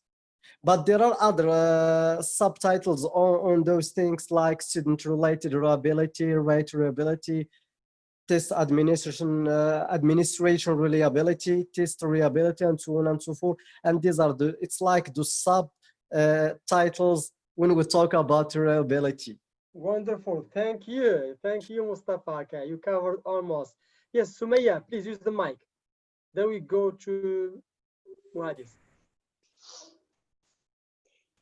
Yeah, Professor, validity refers to what extent that is measures what is supposed to measure. As my friend said, it is related. We should test the student something which is related to what he has learned, and the validity refers to. I mean, the professor should be objective rather than subjective, as well as the schools. Thank you, Sumaya. That's interesting. Yeah, Muhadis. Sorry, Muhadis. Hi again. Yeah. For validity, as my friend, I think Sumaya said, the test should measure what it is supposed to measure, not other things. When we are going to measure speaking, the test should measure only speaking. And for reliability, it shows the consistency of the test. How many times a test can repeat the result of the test. And both of them contain some parts and some sub parts. That's it. Thank you. Thank you, Muhadis. Great. Yes, Abdurrahim, you want to say something, please? Yeah, do you hear me, Abdurrahim? Yeah. Okay, there's something wrong with the mic. Okay, thank you. Here Iman said, Reliability is to test what you have taught. Wonderful. Ashraf, validity means the test should contain reasonable questions, while reliability, the outcome of the test, should be representative of the student's abilities. Okay, interesting. Safa, validity is assessing students on what has been taught. Abdurrahim said they must find what they have studied in the exam. Aisha, a good test must be valid and purposeful. Okay, wonderful. Great. All right, so let's see here. The two. So validity, a test is valid. A test is valid if it tests what is supposed to test. If you taught simple present, simple past, you test them on simple past, simple present. So it is not valid to test speaking and ask your students to talk about a topic that requires specialist knowledge of phonology. I give you an example. Now, you taught your students some speaking topics about hobbies, traveling, holidays, celebrations. Good, this is speaking. In the exam, you give them a test about talking about specific celebrations in Japan. Specific celebrations in Japan. It's very hard for them to talk about the special specification or special features of celebrations in Japan, because you taught them in general about celebrations in your country. So here the test is not valid because the test did not test what is supposed to test. You should test them on celebrations in general that you have taught. Okay, good. Now, you taught them about grammar, about simple present, about simple past. But in the exam, you give them some exceptions as if they are university students, but you are teaching beginners. And you give them very challenging situations or cases about simple present and simple past. So here the test is not valid because you did not test what it was supposed to test. Reliability, a reliable test should give consistent results, as Mustafa said. If the same group of learners took the same test again in a couple of days, they should get the same results. This is a reliable test or reliability. And also we have practicality. Is the test practical? It means you give it the right time, etc. Okay. So these are very important principles or notions about validity and reliability. Good. Now let's move on to the next one. Good tests. Number one, a good test should be valid, which means designed to do the job they are supposed to do or measure, the specific aspects, components they are to measure. And number two, reliable, gives the same or similar results if marked by many scores or if administered on different occasions. Number three, consistent with the activities used in the classroom. You are using the same activities. If you are using gap filling, multiple choice answers, task completion in the exam, you have to use the same activities. And number four, motivating and encouraging, never design a failing test. This is very important. Some teachers, they have some classes, and for example, class number one has got a lot of troublemakers, So the teacher designed a very, very challenging test. And this test is based on a failing results, a failing test. No, you should not do that. The test should be motivating and encouraging. Even though you have troublemakers in your class, but they are troublemakers. Okay, now the situation is the exam, is the test. Forget about their behaviors. Forget about their problems. Okay, don't take it personal or personally. You see what I mean? And this is what happens to some teachers. They give easy tests for good and nice students and very challenging, as if they are, I mean, they want to punish them or to put them in difficult situations. And I guess some of you face this situation. Okay. Yes, Wafat said authenticity and washback. Yeah, great. I agree with you. Okay. So authenticity, washback, practicality, validity, reliability. All right. Okay.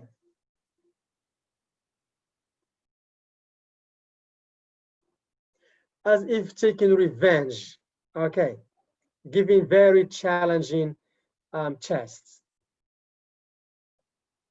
Great. Now, so we talked about good tests. Now let's see bad tests. So look here. I want you to read the student's complaints. Complete the sentences explaining the problem with the test design in each case. Let's do number one all together. Any volunteer to read the first bad test? Any volunteer? Yes, please. Okay, so here we have, yes, let me see. Thumbs up, please. All right, so let's go to Safa. Yes, please.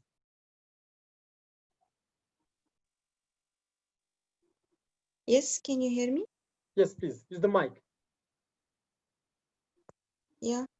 The instructions just said choose the answer, so most of my answers in classmates were wrong because we didn't know that I should choose only one correct answer. So here, instructions. The problem with instructions. Situation number one. Good. Need to be clear. Yeah, so the instructions must be clear. Now, let me give you some time for all of you. Can you elaborate on number one? But let me give the floor, yeah, to can you, I mean, another volunteer first to read the second situation. Yes. Yassine, use the mic, please.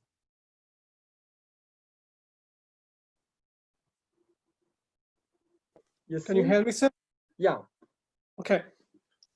The whole course about grammar and vocabulary, and love it so much, but we had the writing test at the end, and I really did not do well. The content of the test should.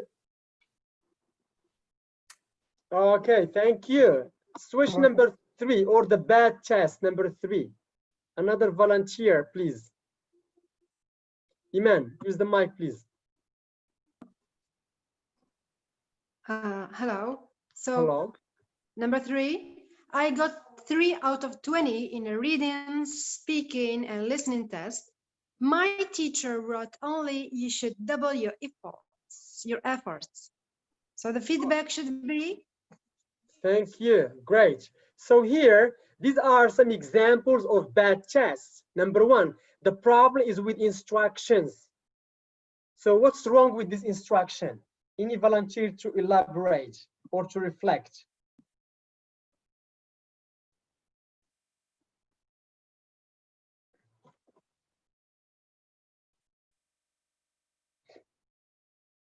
Can we do number one together? Then number 2 and 3, I give you some time. What do you think about number one?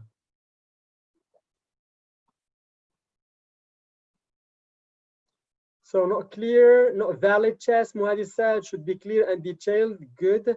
So let's see. There's someone want to talk. Okay, Zahra, yes, please use the mic. Yeah, the teacher here said choose the answer. So he didn't say is it wrong, a wrong answer, or right answer, and how many answers should they choose? Is it 1 or 2 or 3? So it was unclear. Thank you. Great. Thanks so much. So here, very important, when designing the test, you have to give clear, concise, short instructions. The instructions said choose the answer, Basically, it must say choose the best, or choose one right answer, or choose the right answer, or choose the best answer. So the instruction was confusing, and students might choose more than one answer.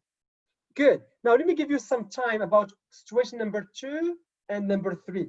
Yes, then you can continue. The content of the test should. Okay.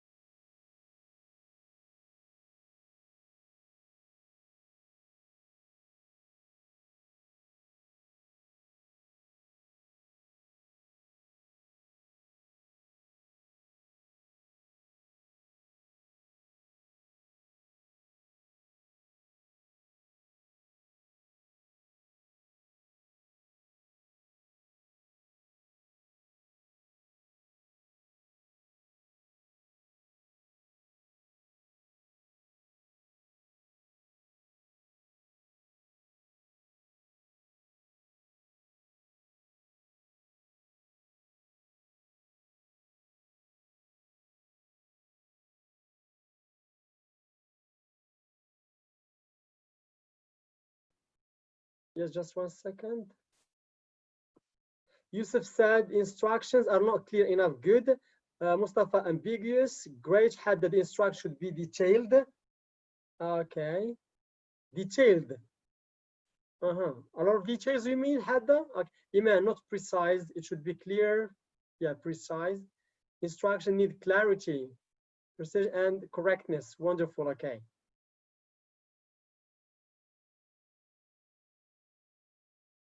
Abdurrahim, no validity. A test is not valid. Hadda.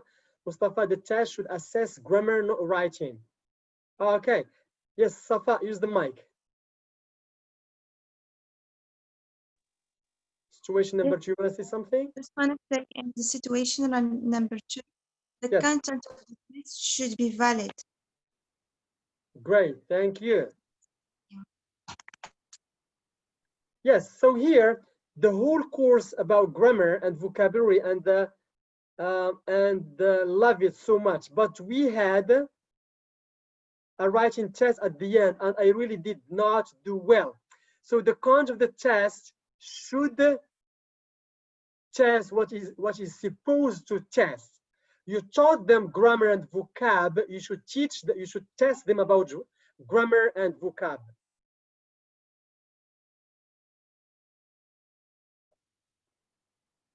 So the content of the test should be relevant. Okay. Should be relevant. Relevant to what you taught. Great, Aisha. Thank you. Now, I got 3 out of 20 in a reading, speaking, and listening test. My teacher wrote, only you should double your efforts. Feedback should be, what do you think? The feedback should be, it starts with C. I give you a hint. Hint, constructive. Thank you, Muhadis. Constructive.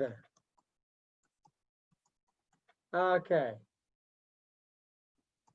You tell them exactly what's the problem they have. Constructive. Great. Okay, so these are some examples of bad tests. Not clear instructions, very confusing. You are testing something that you did not teach. And number 3, you give feedback, but the feedback is not constructive. All right, thank you, great.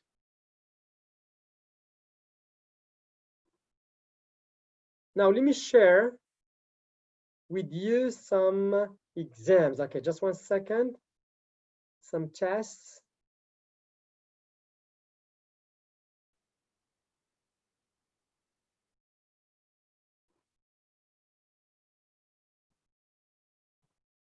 Okay, just 1 second, please.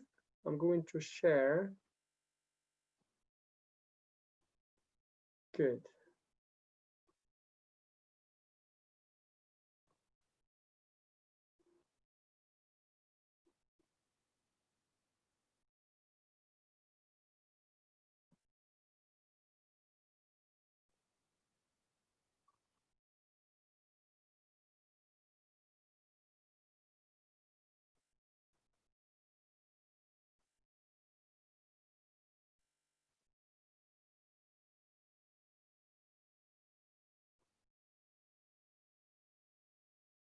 So I'm going to share with you this exam, and you tell me,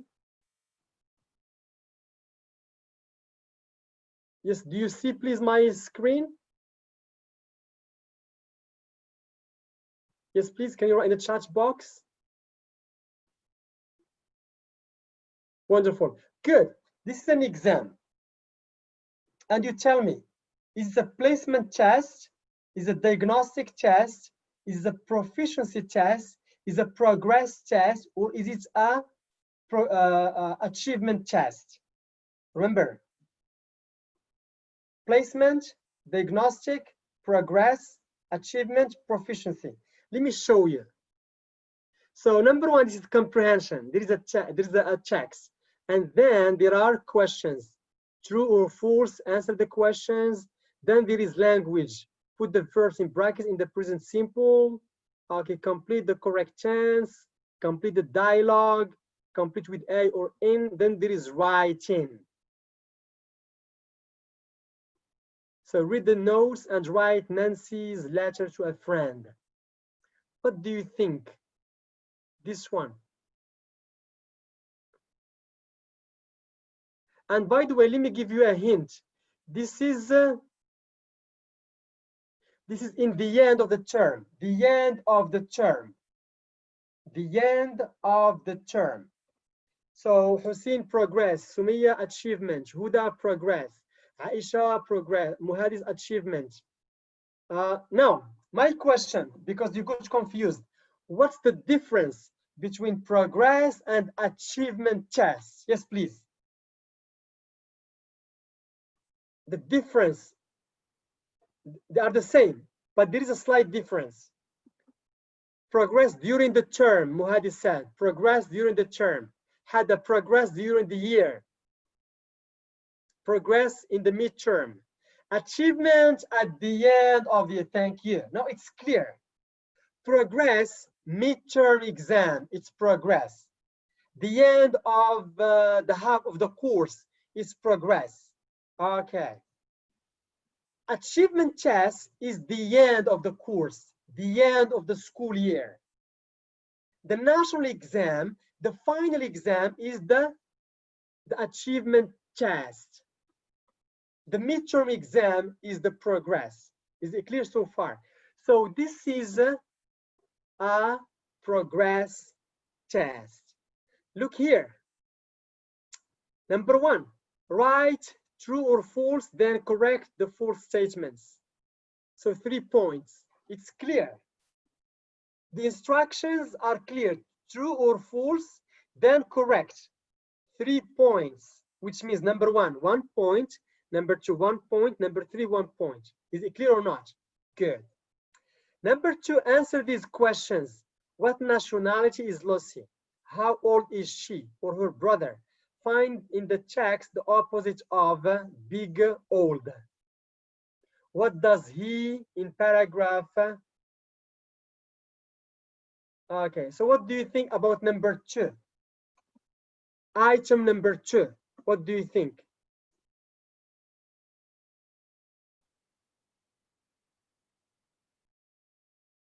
Is it good or there is something wrong with it?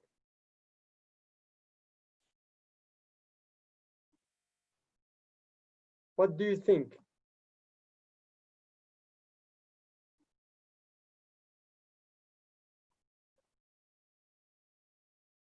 Yes, please.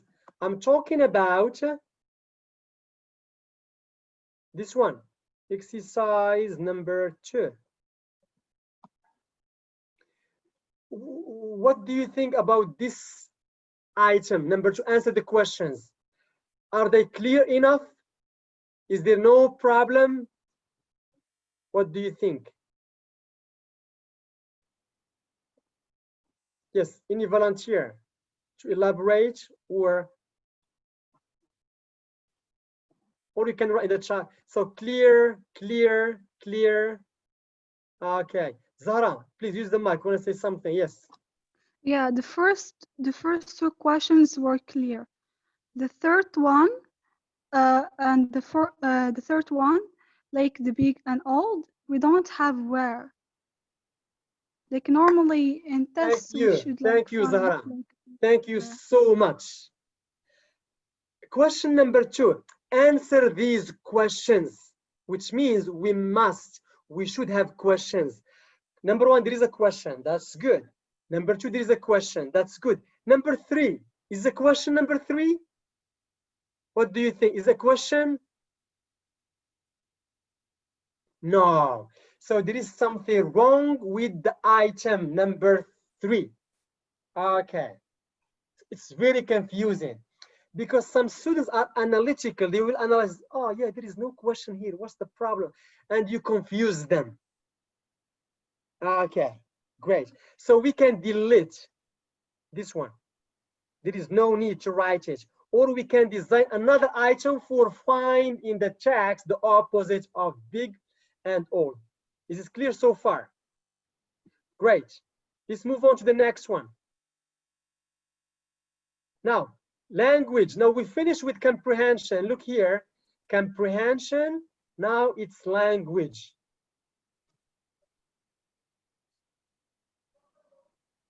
Language.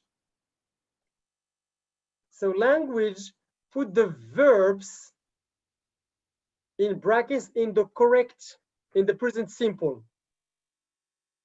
What do you think about number 1?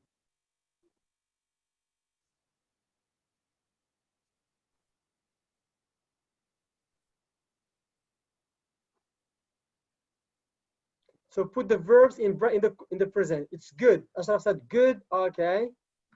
All right. Yeah, it's good. Thank you. Yeah, it's clear. Wonderful.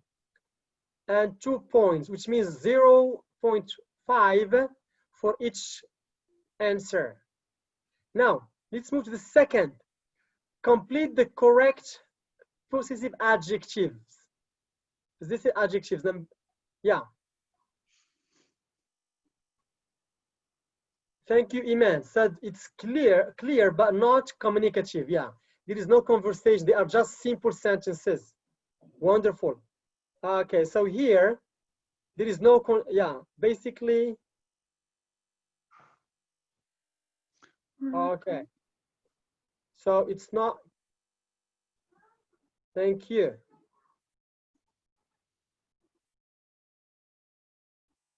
Now, let's move to number 3. Complete the dialogue. Najat, it's Kamal's copybook. Complete the dialogue. What do you think about number 3? Number 3.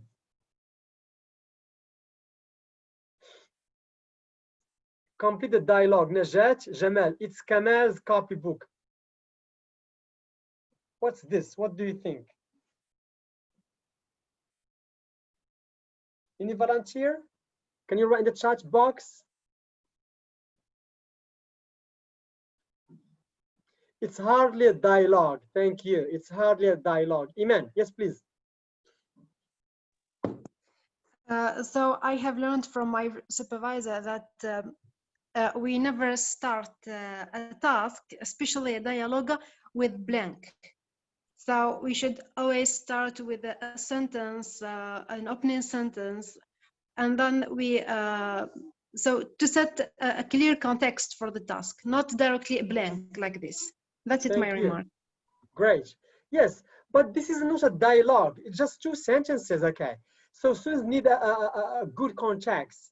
They have to read, ask, answer, ask. Then you can give them the gap to complete. But here we have just like 2 sentences. So there's something wrong about this task. Here you are adding challenges. Okay, great. You can say hi, hello, how are you? I am fine. Then you can start with the gap. And so it must be at least somehow a long conversation or dialogue. Great. Number 4, complete with A or N. A or N. So number 4, A or N. What do you think?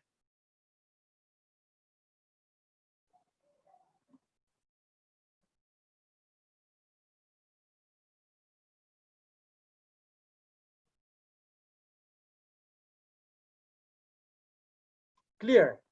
Okay. Now my question, which one is more difficult?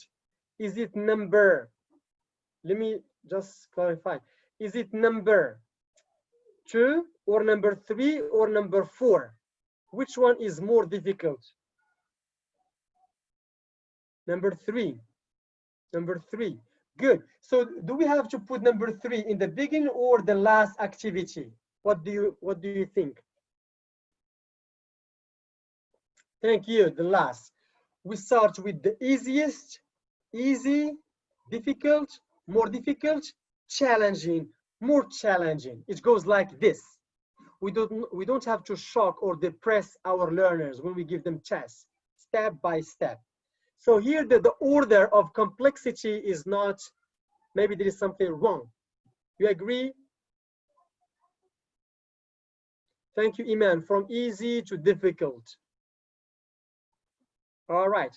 Now, number 5, what do you think? Complete with a word starting with the letter given. Qadi Ayyad is a S. Qadi Ayyad is a school. It's an example. Great. It's very interesting to start with a modeling. Now, Egypt is a country. Islam, Egypt is a school subject. Now, if you look at activity 2, 3, 4, and 5, somehow they are just simple sentences. We are testing our learners at the level of sentences. There is no, or there are no conversations, no a very interesting context. Okay, great.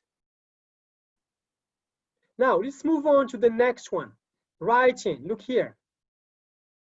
Read the notes and write Nancy's letter to a friend. Read the notes and write Nancy's letter to a friend. What do you think about the instruction? Read the notes and write Nancy's letter. What do you think about the instruction?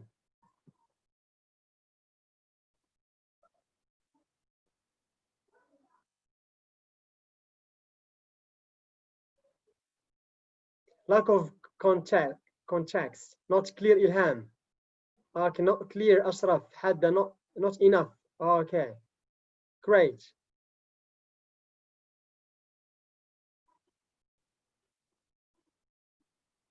Not very clear. Yeah, I read the notes and write Nancy's letter to a friend.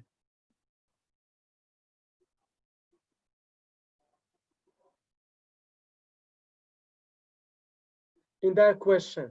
Now, how can you improve this instruction? How can you clarify it more? What would you say? What would you write? Thank you, Bashira. Use the information in the chart or in the table to write a letter to your best friend, for example. Use the information in the chart or in the table to write a letter to your friend.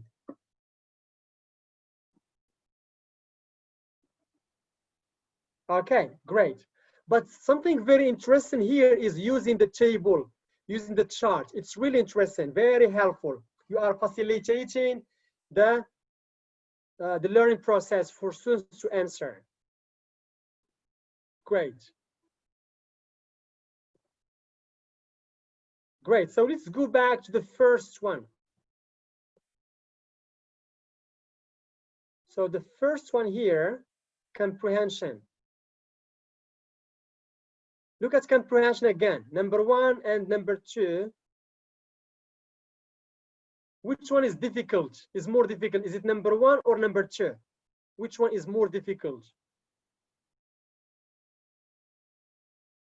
Is this question number 1 or question number 2? Ilham said number 2, number 2, thank you. Yeah, it's number 2 is more difficult. So here the teacher respected the complexity, the order of complexity. Okay, great.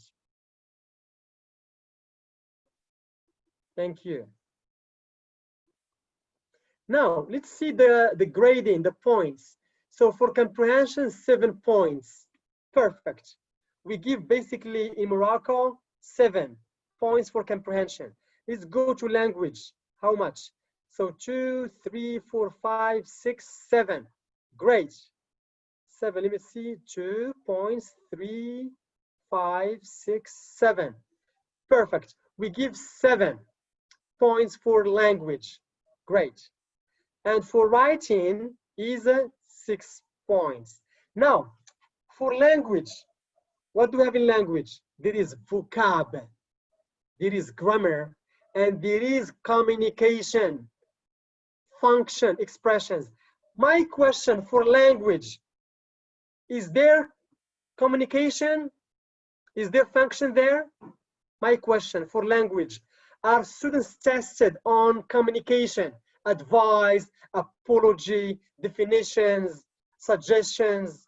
What do you think? No. So do you think that language item or the language test, is it valid or not? Is it valid or not?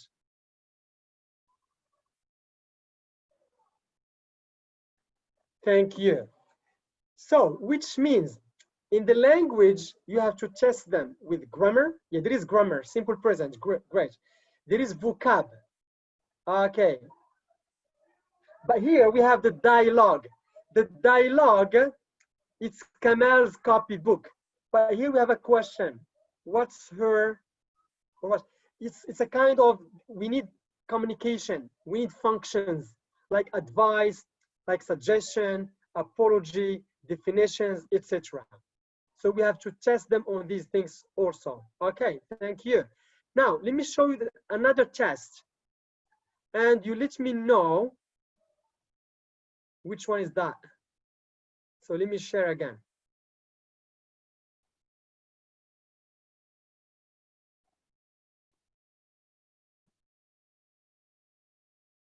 Sorry.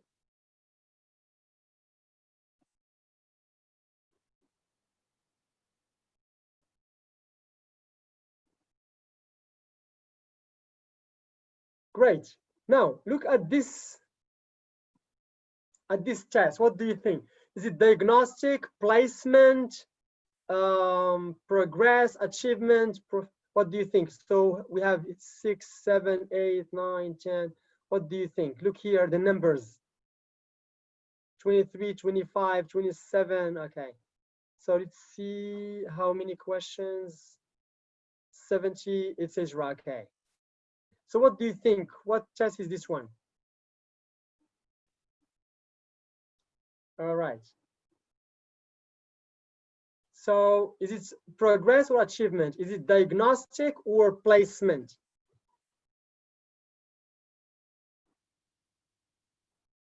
Yeah, do you see, by the way, do you see my screen?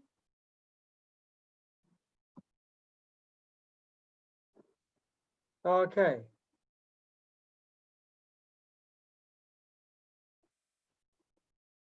So placement, placement, placement, okay. The majority said placement. Great. So placement. Why is not diagnostic? Because diagnostic and placement, they have the same. They are similar. But here, why is placement? Why?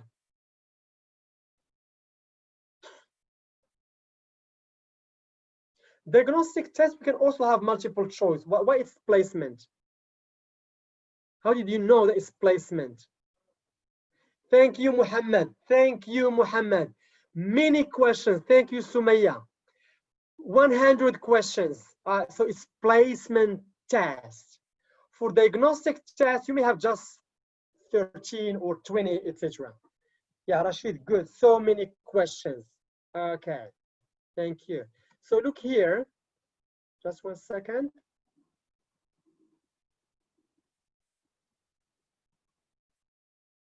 We go to the.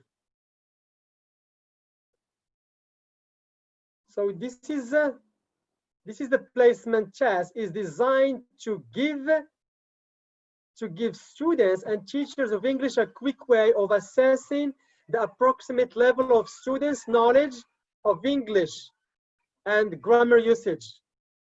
Okay. Number 1, did you do anything?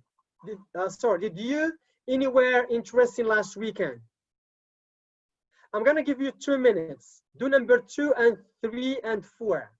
Number 2, 3 and 4. Try to answer them.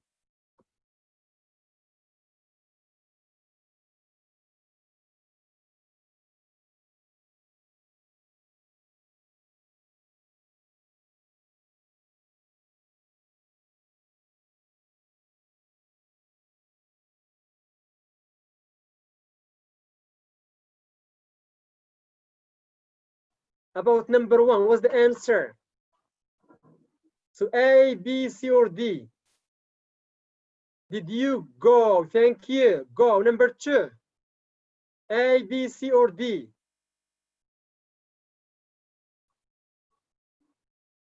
Does.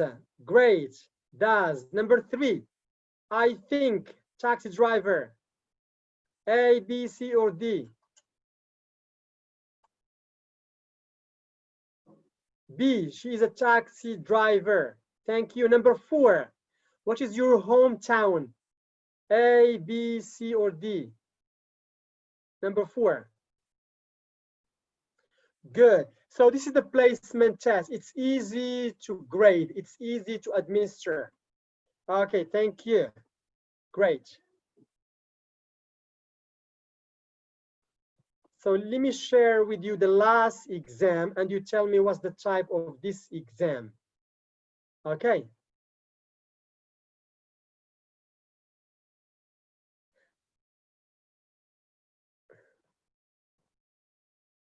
Yeah, the last one, and then we finish. What's the name of this exam? Is the final exam. What's the name? What type is this exam? Summative, summative, okay. Is it progress or achievement? Is it progress or achievement? Achievement, thank you. Is the final, is at the end. Okay, is at the end. Now, I want you here, this is the final exam. It means that the whole course is based on everything students studied. Now, look at the comprehension. This is the reading text. Sorry. Complete the following chart, 3 points. And comprehension 15 points divided by 2, so it's 7 points. Okay, complete, so 3 points, great. They give an example 5. Okay. Number 2, look, number 2, I want you to focus on the question. Answer these questions. Look, the instruction, very short, very simple, very concise, very clear. There is no confusion, no ambiguity. Okay. Number 1, okay. Number 2, number 3. Now let's move to C. C, complete the following sentences. Very simple, very short, very concise, very clear. Number 1, number 2, number 3, 3 points. Okay. D, find in the text words which mean almost the same as, 3 points. Trainer, paragraph 1. Electric shock, paragraph 4. To start, paragraph 5. Very clear again. What do the underlined words in the text refer to? Them, the driver, paragraph 3, 4, 2 points. Language, let's see language. Language, vocab, grammar, communication. So let's see. Language, 15 points, which means 7. So fill in the gaps. What's this? Promotion, source, is it grammar, vocab, or communication? What do you think about number 1? Vocab, vocab, vocab. Good, this is vocab. Number B, give the correct form of the words in brackets. Immigration, part. Is it grammar, vocab, or communication? Yeah, vocab, yeah. Yeah, C, fill in the gaps with the appropriate words from the list. When, who, whose, that, which. What do you think about this one? Yeah, communication. No, when, who, it's grammar. Who, whose, what, and which. And D, rewrite the sentences beginning with the words given. Can you show me how to use the interactive whiteboard? Camilla, it's grammar, okay. Then we have join the sentences. And the most important here, is F, match, is expression to each appropriate function. It's communication, asking for advice, expressing, etc. Okay, great. So the exam respected the three aspects in language: grammar, vocab, and communication. Number 3, writing. Complete the following paragraph. Very simple, very clear, very short. Okay. I'm happy with my school, so you complete. Task number 2. This is a part of an email you received from an English friend. Write an answer to your friend. You write an answer and you complete. Okay. So this exam respected validity, reliability principles. Okay. So any question, any remark, any comments so far? Then we can call it a day. Okay. So no question, please. No comment.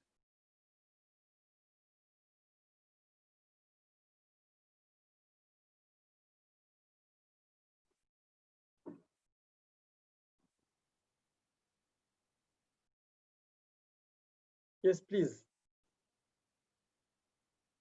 I guess someone said there is a problem in number 2. Let me share again. Someone said, I guess, said there is a problem in question number 2. So question number 2, it's B, answer these questions. So what's the problem? What did the survey conducted? Name the 2 purposes for posting selfies, and how did the Spanish man lose? So what's the problem here? Here, in the, yeah, I guess someone want to say something. Yeah, Hanan, yes, please use the mic. Sir, I would like to ask about the difference between assessment, evaluation, measurement, and testing. What's the difference between them? And thank you. Yeah, very interesting. Okay, we talked about, yeah, we talked about if evaluation is the umbrella term. You can include everything in evaluation. Testing, a period of time. You test at the end of the unit, at the end of the term, at the end of the school year. Measurement, you measure. It's a way of evaluation. You are measuring students' abilities in speaking, students' abilities in writing, students' abilities in reading, students' abilities in vocab, using vocabulary. Okay, and assessment is an ongoing process. The whole year you are assessing your learners, you are monitoring, you are seeing. Okay, so assessment, measurement, testing, evaluation, they are all very confusing, but they are somehow the same. We can start like this. The umbrella term is evaluation. In evaluation, you can have testing, you can have assessment, you can have measurement. Now, you can measure using assessment, you can measure using testing. It can be a tool. Okay. Testing periods, the end of the unit, the end of the term, the end of the school year. Assessment, ongoing process, the whole year, during the lessons, etc. Okay, now let me go back to the question. Is there something wrong about question B? Is there something wrong about question B? Yeah, so answer the questions. Yeah, Muhammad, yes, please use the mic. It's me who wrote the comment that there is a problem with 2. The question is answer the questions, but 2 is a comment or a request. Okay, interesting. Great. Yes. Now, I see your point. Yeah. So here, answer the questions. So I agree with Muhammad. This is not a question, but we can consider it as what are the 2 purposes for posting selfie? What are the 2? Okay. Now, when I say name the 2 purposes, name the 2 it's not a question. What do you think? Look at my intonation. Listen to my name the 2 purposes. Is this a question or not? Can you write in the chat box? Yes, it's a question. You see what I mean? You are a student. You are a student. It's a question. the intonation, but it's informal. Okay. You can say, "Are you a student? Are you a student?" or "You are a student." So it's a yeah. We can consider as a question. You see what I mean, Muhammad? Even though it doesn't start with the WH question, but the intonation can change from affirmative to interrogative. But I agree with you. Since it's the final exam, let's avoid confusion and let's start with WH questions or yes/no questions. Okay. Now, as a summary, I want you in the, on WhatsApp group, you tell me about the types of tests. What are the types of tests? Placement, diagnostic, achievement, progress, and proficiency. And at the same time, to provide with some characteristics. Placement test, the characteristic is language center, is in the beginning. Diagnostic test, the characteristic is the beginning. And also at public schools or private schools, etc. Okay. I guess we spent, yeah, so much time, more than 20 minutes. Okay. I'm very generous today. Okay. No question, no comments so far. If there is no question, no comments, we can call it a day. Okay.